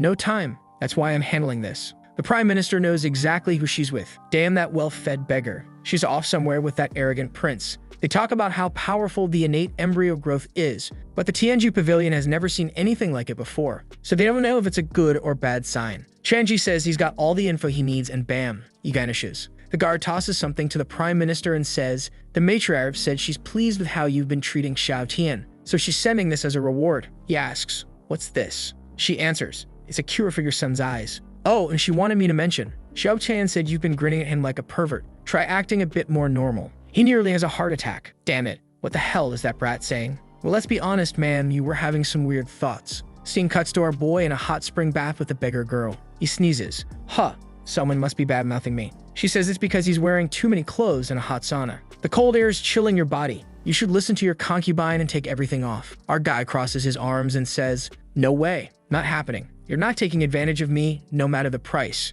Besides, if I take off my clothes and someone walks in, I won't be able to explain that. But the water's getting colder. He says, weird. Why is it freezing in here? She glances to the side and grabs him by the hair. Xiao Yuan smirks. Oh dear husband, aren't you afraid of freezing him to death? Luo, look who's here. The Empress bursts in, kicking the door wide open. Linger's sister Liu watch the prince, because I'm about to kill someone. The busty beggar grins and says, the Empress is furious today. Are you sure you've got what it takes? The Empress says, doesn't matter. I just need to know the truth. She whips out a jutsu straight out of Naruto and dashes forward, slashing a massive arc of power. But the beggar counters with a purple aura swirling around her leg and strikes back, saying, that's all you've got. Take this thigh smash. Oof, this fight is wild. Damn, the beggar's flexible. Took me a second, but yep, she blocked it with her leg. And she's still saying it's easy. Both women charge up their auras and lock eyes. The Empress slashes again, the other one kicks, beautifully by the way. Their powers collide, the ground erupts. Sister Liu and Linger are just barely holding on, already bracing themselves. Prince, you're screwed, my guy. If Her Majesty hits you later, please show mercy. Linger adds, please. Meanwhile, our boy's just standing there, brain buffering, trying to decide what to do. Next chapter flashes back to a few minutes earlier when the three women were on their way there. Linger tells her, Your Majesty, the hot springs aren't far now. It's a remote place, but the quality is excellent. You trained a lot this morning. You should relax. The Empress thanks her. That's when they hear the prince's voice saying, none of you are gonna fight me, right? The Empress pauses. Wait, isn't that the prince's voice? The two look at each other, faces blank. Didn't he say he was going off to make money? The Empress mutters, No, I must have misheard. Oh, but then they catch the scene, right as the beggar throws herself at our guy. Luckily, they see him reject her, shaking his head like, nope. But still, the Empress is fuming. Who is this woman daring to steal my man? You think she'd be mad at him, but nope. Our boy held his ground and turned the beggar down. Back in the present, Linger asks, Prince, didn't you say you went off to make money? Why? Our boy goes, I am making money, okay. Where do you think all the cash I'm giving your dad is coming from? Story jumps back a few days, about that person who asked him to take care of her. The two women burst out laughing. What's so funny? They say, No, we're just laughing at this amazing fight. Do you think Her Majesty's gonna win? Who knows? Our guy already knows. They're laughing again just because I'm the soft rice king. With the most innocent face ever, he goes, I'm making money, you know. Why are you laughing? They drop to the ground, rolling with laughter. One of them says, Oh, Prince, so now you're making money. What next? You gonna tell us you're working hard too? Damn it. Back to the epic duel. Xiao Yuan says to the Empress, Your strength is solid, and your moves are sharp. Unfortunately, today, you won't be able to kill me. The Empress says she thought Xiao Yuan was just a regular person. Didn't expect you to have those kinds of abilities. But Xiao Tian is my husband, so I suggest you don't get any funny ideas. Of course, the Empress is a very busy woman running the empire, so I don't mind if you pour him tea or fetch him water. Xiao Yuan smirks. Don't worry, I'm a well-behaved concubine. Unlike the Empress, who waits for him to fall asleep just to steal kisses. Oof, now our boy's in trouble. The Empress shoots him a deadly glare. Oh, how's he getting out of this one? Everyone nearby is just frozen in shock. The Empress calmly says, if I wanted a kiss, I wouldn't wait for him to fall asleep. I just take one whenever I wanted. It's just, I like it when he's asleep. The other two girls are covering their faces like, Your Majesty. That explanation just made it so much worse. Trying to earn points, the prince says, well, that little kiss was a nice surprise. The two ladies are like, this prince, he's not normal. No way to predict what he's gonna say next. Xiao Yuan fires back, she's just a cheap woman taking advantage of him. But the Empress replies, taking advantage? Please. Xiao Tian is my husband. I sleep next to him every night. What do you think about that? The beggar's not having it. She instantly activates her possessed beggar plus form. way more powerful now and definitely more well-fed. She locks eyes with the Empress and unleashes a brutal vertical slash. Our favorite Empress raises a barrier, but it shatters immediately. The beggar is already descending, scythe glowing with a dark, evil aura. Will our prince have to step in and stop this? Xiao Tian announces, I'm already in the 10th realm. The Empress is still in the 9th. She can't beat me. Boom, a massive explosion erupts. Our favorite draws a giant sword and fires off a flurry of ice stones. The supercharged beggar blocks with a barrier. That's all you've got, she mocks. And then she charges in again. You don't deserve to have Xiao Tian by your side. She kicks her with a wave of energy. Oh no, our favorite is getting wrecked. Poor girl's hurting, someone get in there. Xiao Tian. She's groaning, saying she took a hit right to her internal organs. But she's got to hang in there. She's not about to let anyone take Xiao Tian from her. She unleashes another flurry of ice attacks. Now you'll see why I deserve him. Man, this fight is intense. The other one, Xiao Tian, follows up with a barrage of purple slashes. Explosions go off, smoke fills the air. Our favorite crashes to the ground, a little worn out. And then suddenly, Xiao Tian goes all soft. She realizes the Empress has serious potential, but her spiritual body is damaged. So she decides she'll beat her down first, then help her purify her energy. That'll help her ascend to the next level. It's her compensation for stealing Xiao Tian. After all, someone like the Empress doesn't deserve to die here. She launches a brutal kick, boom, and sends our girl flying. Sister Liu and Linger want to jump in and help Her Majesty, but the protagonist stops them. Trust her. My wife isn't the kind of woman who gives up easily. She won't fall like this. The girls are like, the prince is really confident. He nods. Let's just watch. There she is, battered but still stunning. Our guy's thinking, wife, I believe in you. Don't lose. Xiao Tian steps forward again. Why don't you just give up already? You're going to die. The Empress responds, in a way, I understand how you feel. When you look at Xiao Tian's back, you can tell he's been through a lot. But his face, he always puts on that playful grin when he faces others, and he always smiles like an idiot. Whoa, wasn't expecting that emotional moment. Xiao Tian remembers, when they walked through the mountains together, she could always see that lonely air behind him. She admits to the Empress, I like it when he argues with me. And then she smiles. The Empress blushes, remembering the night Xiao Tian cooked for her. Her world, which had always been dark and empty, was finally lit up by his smile. And boom, here it comes. Golden aura starts glowing around her. She's evolving right before our eyes. Everyone's in total shock. Our protagonist, he knows what's happening. Xiao Tian realizes it too. She just reached the 10th rank. Holy, look at how insane our Empress looks now. Xiao Tian even has to summon her full aura. The Empress glares at her. He's my husband, and I won't let you take him from me. Man, this might be the first manhwa I've ever seen, where women level up just to fight over the male lead. Sister Liu asks, Prince, is that why you stopped us? You knew this would happen. Our boy says, I just knew Xiao Tian was helping her a bit, but I have no clue what that battle armor is. He's thinking, could this be some kind of connection to the Yang dynasty? Linger's confused. Wait, Xiao Tian helped her advance? He goes, just watch closely. Then he turns around and walks off. There's something I need to do. Back up in the sky, the fight's raging on, but neither of the girls can even process what they're seeing anymore. Our prince shows up again, gently rubbing his wrist, and asks for a handkerchief. Linger asks, Prince, why is Xiao Tian helping her ascend? He explains she's been absorbing too much energy lately.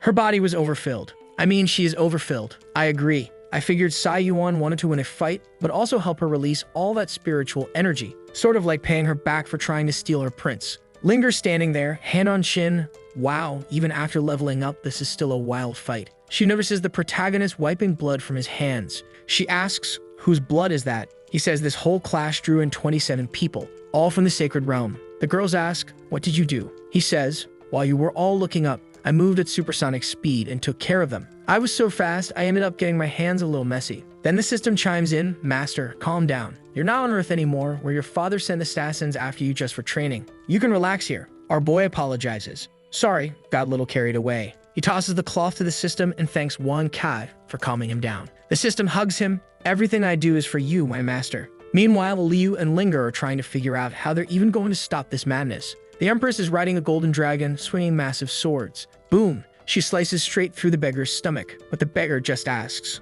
why didn't you dodge? Oh snap, it was an illusion. She's behind her now. Were you scared you might hurt me? She slashes, don't touch me. Then she stares at the airbag and says, you're way too small. The Empress counters with a clean slash. I'm not Linger, she's the small one. Our protagonist coughs. Both girls are completely destroyed. He's thinking, oh no, she can't find out. The person she respects most just said the most fatal thing of all. The fight rages on, powers clashing and exploding everywhere. Good thing both of them are decked out in heavy armor to take the hits. Our boy notices. They're both running low on energy now. At this point, they're barely trading insults. Liu says she's worried this fight might start causing more unnecessary trouble. Our guy starts stretching. All right, it's time I step in and stop these two. Ma'am, you can't do anything. If the Empress finds out your little secret, you're screwed. Both women sense it. The prince, he's about to reveal this terrifying strength. He clears his throat and yells, "Stop fighting, right now." They both pause mid-air, mouths slightly open. Did you really think you could stop them just by saying that? But up in the sky, the two of them are still going at it, throwing attacks with laser focus.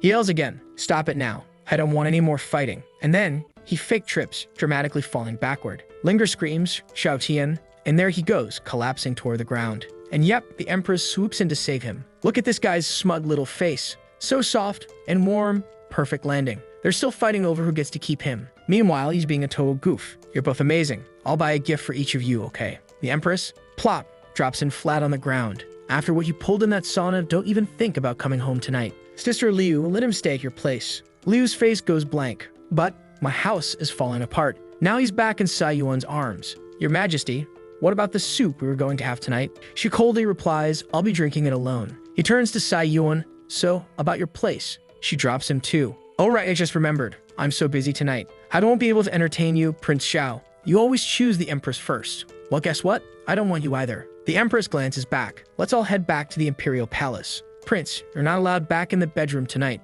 Hoof. Both of them walked away. Linger and Liu are just standing there watching.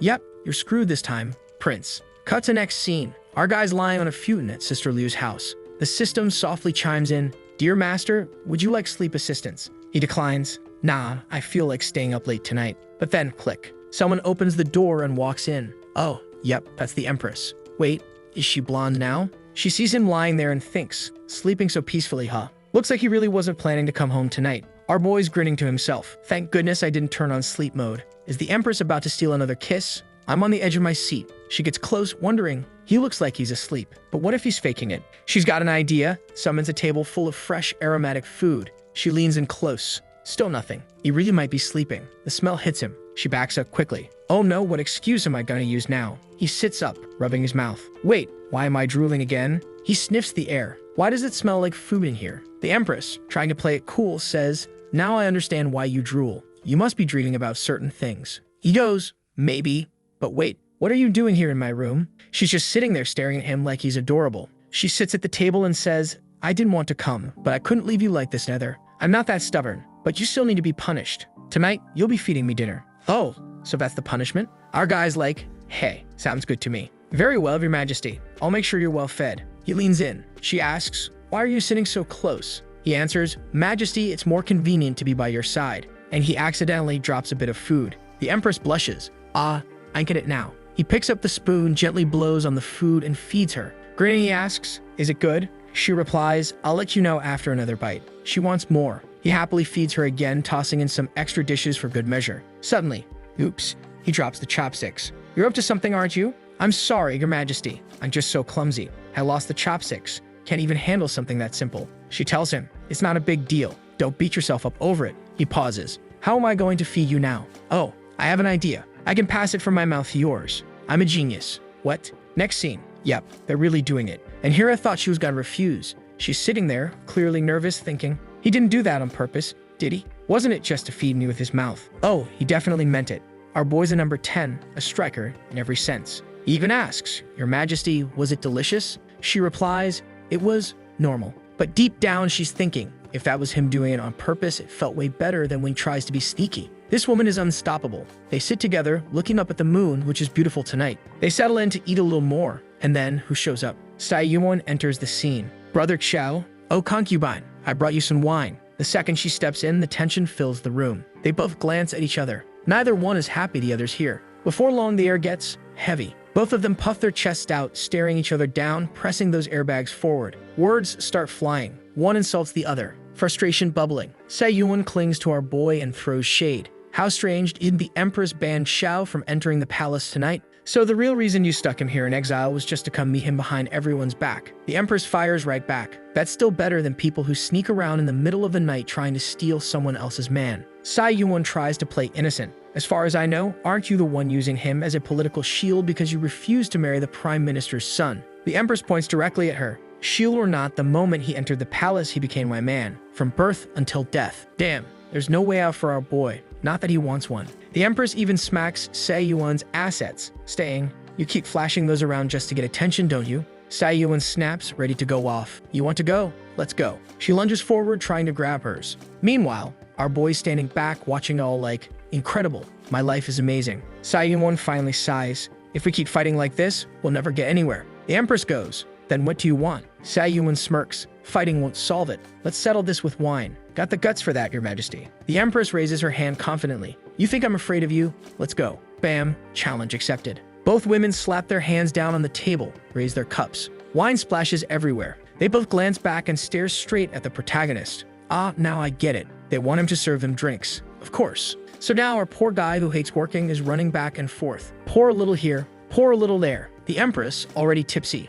blurts out, "My evil melons aren't sweet." "Yeah, she actually said that." Xiao Yuan smirks. "Well, if you've never tasted them, how would you know? What is going on here?" They're exchanging looks, all flirty and competitive. Neither expected the other to be this good at drinking. "One more round? Ring it." Xiao Yuan raises the stakes. "This time, let's mix it up. We each perform a technique. Whoever messes up, drinks." The blonde nods. "Let's do it." Cut to our guys sitting on the roof while they duke it out in the sky. One punch. Gulp. A knee to the ribs, another gulp. The pile of empty pots below is growing. He's watching worried now. These two drank way too much, and that wine she brought had some kick to it. He glances toward a tree. The two women are now sitting beneath it, side by side, crying. The Empress sobs, "My parents disappeared, and you have the nerve to try to take Xiao Tian from me?" Xiao Yuan wipes her tears. "At least yours might still be alive. Mine fought each other to the death. I had to give Xiao Tian away." The Empress mumbles. "My brother died." Xiao Yuan, "All my brothers are gone." Okay, wow. These two have lived some rough lives. Can't they just split Xiao Tian 50/50ths? I mean, everyone wins, especially him. Back to the drama. The Empress gently pats Xiao Yuan's shoulder. "You really went through more than I did." She hugs her. Our protagonist is just standing there, confused. What the heck is happening right now? Did this just turn into a tragic bonding scene? He walks down and scoops both of them up, mumbling, "Man, these two are a mess." He throws them on the bed. "But now I have to clean this whole place up. I'm tired too, you know." He opens the system and dumps everything inside. Woo, all done. He returns to the room. Both women are already snoozing away. Our boy, looking soft and sweet, or maybe just stunned. Next morning, they wake up super relaxed. Both slept soundly, all snuggled up together. Wait a second, was that a kiss? Yep, totally caught off guard. They both freak out and spit to the side. Xiao Yuan screams, "You disgusting thief. I knew you were a kiss bandit." The Empress growls back, "You were the one who stole the kiss, not me." The tension's back. They're ready to fight again, until our little hero walks in. Already full of energy this early, huh? He catches them both staring him down and instantly backs out. "Okay, I'm making breakfast. Peace." Xiao Yuan says, "He looks so adorable when he looks at me like that." The Empress scoffs, "You idiot. He was looking at me, not you." Xiao Yuan scoffs and says, "Wow, you're really confident to think he was actually looking at your buns." The Empress snaps, turning with fire in her eyes, "I'm gonna punch you." Meanwhile, our boy's just chilling by the door, admiring the two of them fighting over him like it's the best soap opera he's ever seen. Cut to a bit later. Everyone's having breakfast. Just some good old instant noodles for the girls. They're slurping it up, loving it, saying he's just as good as Mr. John. He is all flustered. "Oh no, just a little. I'd only made it to please you both." The Empress asks, "If you're so good at it, then why don't you cook more often?" He shrugs. "Food made by someone else always tastes better." Xiao Yuan starts devouring like she hasn't eaten in days. He shouts, "Hey, chill. There's plenty of food." She just yells back, "I want it." The Empress starts scarfing it down too. They're totally competing. Our clueless prince just stares at them blankly, thinking, why do they have to compete at everything? Then suddenly, the Empress remembers everything Xiao Yuan said, that she has no parents, no siblings, no one. So she goes, "Well, since you're all alone, why don't you come live with us in the palace?" Our protagonist short circuits. Wait, what? She was the one all jealous a moment ago, and now she's inviting her in? Xiao Yuan looks suspicious. "Are you pitying me now?" The Empress snaps, "Pity you? Please. Why would I pity a cow? I just know that if you're outside the palace, you'll find ways to seduce the prince. At least this way, if you're around, you can't do anything behind my back." Our boy's got his hand to his head. "Oh, Majesty, you're not ready for what's coming." Xiao Yuan grins. "In that case, I won't be shy. I accept." The Empress goes, "Come on in then. What do you think? I'm scared of something. If I were that insecure, I wouldn't be Empress of this empire." They bicker a little more. Another round of chest-to-chest clashing. Our boy looks over to the system. "You recording this?" The system goes, "Bro, I've been recording since yesterday. You think I don't know you by now." He pulls the girls apart. "All right, enough. Time to stop fooling around. Go do something useful. Get to work." Xiao Yuan speaks up. there's something I need to tell the Empress. She explains. The name 3,000 realms is just a concept. There are actually far more than that. And some of those realms, the ones where natural laws are broken, become unstable. The energy gets chaotic and no civilization can survive there. Those are the desolate domains. The Yan'an Desert, what you thought was just a wasteland, used to be under the control of the so-called Great Yan Empire. But all that history is fake. Empress freezes. Fake. Doesn't matter. I still have to be Empress of this land to protect the people. Xiao Yuan grabs her. You really are something else. Staying so calm like that, you really are worthy of sharing the man I'm trying to steal. The Empress snarls, you filthy thief, I'll kill you. Xiao Yuan lets out a soft little ow and collapses dramatically into the Empress's chest. She starts talking about her past. Her country's been in civil war since she was born, 20 years. Her brothers and sisters all tried to kill her to take the throne, but she fought back and won. The Empress feels a wave of sympathy. She's 22, just like her. But Xiao Yuan's already had to kill family and watch her entire country fall apart. Still, as she looks at those mountains, she wonders, how can those be so big when she's only a month older than me? Xiao Yuan then shares his story. There was this ancient training ground where generations trained. One day, they killed a dragon and found a crystal inside its head. Inside that crystal was a baby, and that baby grew up to become the Empress's father. Now the Empress starts feeling uneasy. Xiao Tian had mentioned something about her father's backstory being weird too. No one could get the baby out of the crystal at first, but when the innate embryo began to awaken, the crystal began to melt. So the three great factions, the demonic clan, Dong Yuan Empire, and the Pavilion, they each took on a role. The demonic clan provided laws, the Pavilion made the plans, and Dong Yuan Empire sent people to build a fake life and create the dynasty the child would rule. After placing him in a village, that fake life began. Xiao Yuan pulls her even closer. You get it, your father's life is a lie. Then she says,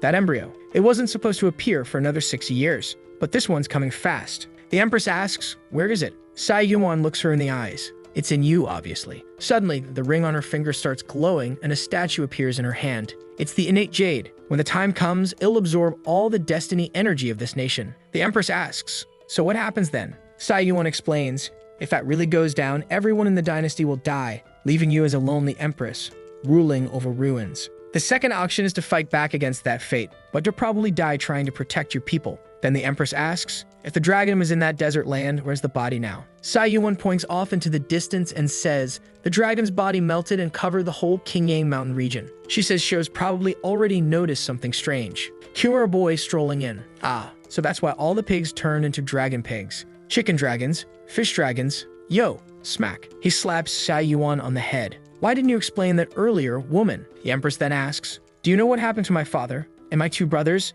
Xiao Yuan tells her that, according to the records, her father is alive, and it was her mother who saved him. The Empress blinks. My mother? Xiao Yuan explains that at some point, her father began seeing through the fake illusion of the dynasty. Right as things were about to escalate, a mysterious hand reached out of nowhere and pulled both of them away. Apparently, that power was related to her mother. Most likely, the two of them are living together now. Then they glance over and notice the prince, totally zoning out, drooling. What are you staring at? He says, I was just thinking about this pavilion you mentioned. This is straight up cruelty. How can someone manipulate a person's entire life like that? Then he turns to the Empress and softly says, Your Majesty, don't stress too much. Your father managed to break free from being controlled and used for so long. But what he's really thinking is, damn, they built a whole fake dynasty just so the guy could live a cozy rice-eating life. No wonder he doesn't even bother with his daughter anymore. Why can't I meet a normal woman like her dad? I'm stuck with these lunatics. The two women just stare at each other. What's his deal? I dunno. The prince keeps musing. I've got two women funding my whole life, so why do I still feel like such a bum? Wait, got it. He walks over to the Empress and goes, my wife, she's just not strong enough. The Empress stares blankly. Huh,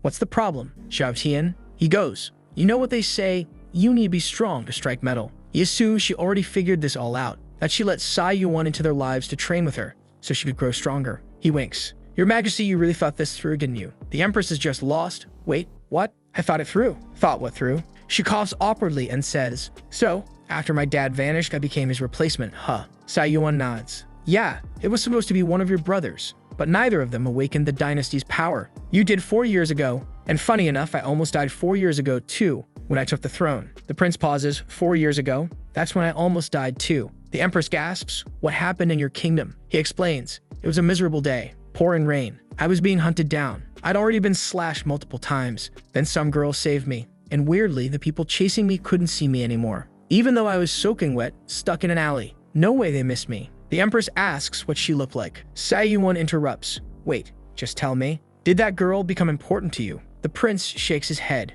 No, she disappeared like a ghost. I just find it strange that all three of us nearly died that same year. Also, her hair was silver, super rare. And the most unforgettable thing about her were her eyes. They were beautiful, just like yours. Bit of a random compliment there, buddy. Then he adds, and her eyebrows had this unique charm, like Xiao Yuan's. The two girls blush. Oh please, he's just spouting nonsense to flatter us. Realizing what he said, the prince slaps his own forehead. Wait, no, I wasn't trying to flatter you. That girl really had your eyes, and your eyebrows. The girls grab him. You deserve a reward after all you've been through. The Empress nearly has a heart attack, tongue out, screaming at Xiao Yuan to let him go. And once again, they're brawling. Xiao just calls out, system. Yes, sir. Already recording. Xiao just say, nice. 5 stars for you. The two girls had been arguing all day until the protagonist finally asked, system, is there a way I can help them get stronger? The system replied that if his intentions were genuine, he could influence their growth, but it depends on the soul connection he has with each person. Then it pulled up a chart showing the level of soul affinity with everyone around him. The protagonist blinked in disbelief. Wait, why does Mr. Zhang have a 90% score? What kind of man has that much spiritual connection with me? The system explained that the percentage increases with the amount of time spent together, and it revealed that the reason the Empress had been improving so much lately was simply because she was always near him. He glanced sideways. Yep, the girls were still bickering. Meanwhile, his mind wandered back to those 3 mysterious figures who'd created a fake world for her father. Could I really destroy them, he muttered. The system told him that he could, but only if he went back in time, which meant he'd have to jump to another world entirely. Our boy sighed. Damn, those guys have been plotting this stuff for over a century. Weird how none of them have come after me yet, huh? Maybe they think I'm invincible. Right then, the 2 women kicked off another round of their eternal feud, started drinking again, and ended up passed out. Just then, Linger and Sister Liu arrived. Apparently, the protagonist had called them over. He turned and said, come on, hurry, get in here. As soon as they walked in and saw the 2 unconscious girls, Linger gasped, whoa, Prince, you're wild, huh? But ONK, he smacked her on the head. Shut it. What kind of nonsense are you thinking? Sister Liu, more composed, got it right away. You called us to watch over them, didn't you? Exactly, he said. If anything happens, use this J to contact me. Linger squinted. Where are you going this late, Prince? He brushed it off. Nothing serious, just a quick errand. Don't tell Her Majesty, all right? Sister Liu raised an eyebrow. The protagonist added, inside the Great Yan Dynasty, there's a force called the Pavilion, right? Where is it exactly? Sister Liu said she knew the place, but asked why he wanted to know. He explained, those people did something horrible to the Yan Empire. But as you both know, I'm a wonderful prince. I'd never go there just to cause chaos or anything. The girls exchanged a look. Yeah, right. They were very skeptical. Linger asked, wait, you're not going to forgive them and not slaughter everyone, are you? Smack. Another head tap. What have I been teaching you? I'm trying to build up good karma. What do you think I am, huh? Linger pointed out that all the head smacking didn't seem very karmic. Sister Liu added that sure, he built orphanages and helped the poor, but he also executed over 100 officials. Hard to tell what his plans really were. The protagonist calmed them down. The pavilion did bad things, yeah, but not everyone there is evil. Humans make mistakes. I'm just going to give them a chance to make things right. And with that, he took off at lightning speed. Linger sighed. Well, the pavilion's screwed. Totally dead, Liu agreed. Then we cut to a branch of the pavilion located within the Yan Dynasty. At the top of a mountain, an old man stood saying, ah, this place brings back memories. This is where we found the dragon, the emperor, and struck the deal. It's been over 100 years since we started this project, and now we're finally about to reap the rewards. When the time comes, I'll use her body to craft an elixir. One that might let my daughter bear a child of pure blood. A subordinate rushed in. My lord, someone's approaching the mountain. The old man raised an eyebrow. Huh? This late at night? Didn't the barrier formation stop them? The messenger replied, it's Prince Xiao Tian. He's carrying the Empress's jade, so the mountain's formation didn't block him. The elder was intrigued. Xiao Tian, the kid who survives by relying on his good looks? What does he want with our pavilion? Is anyone with him? No, sir. He came alone. But he looked serious and had an aura of mercy. The old man chuckled. An aura of mercy. This brat came all this way with that expression. He must be insane. Another elder asked, should we go help him up the mountain? Nah, let that fool climb up on his own. Once he gets to the top, throw him right back down. Our boy's making his way up the mountain, thinking to himself that he deserves an Oscar for all the acting he has to do every time. An hour later, he finally reaches the top of the pavilion. Obviously, folks, he didn't use his powers to fly up. He wanted to give them a chance not to mess things up. He came as a normal, humble person. The old man welcomes him. Prince Xiao, was the mountain climb exhausting? Without wasting time, Xiao says straight up, I was going to give you 2 chances to earn forgiveness. You already blew the first one by making me walk all the way up. Let's see if you handle the next chance better. The old man spreads his arms out and asks, Prince, why are you talking about forgiveness? What exactly did the pavilion do wrong? Our protagonist doesn't hold back. You, the pavilion of Changji, the empire of Danyang, the demon sect. All of you have interfered in the Empress's father's entire life. Not only that, but you murdered 2 of her uncles and tricked Her Majesty. You people are vile, and what you did was a massive crime. And now you still have the nerve to laugh and ask me why I should forgive you." The old man freezes. How? How do you know about that? This can't be. Our plan was flawless. How did this clueless little prince figure everything out? But Xiao just smirks right in his face. "We're so scared, oh mighty Prince Xiao.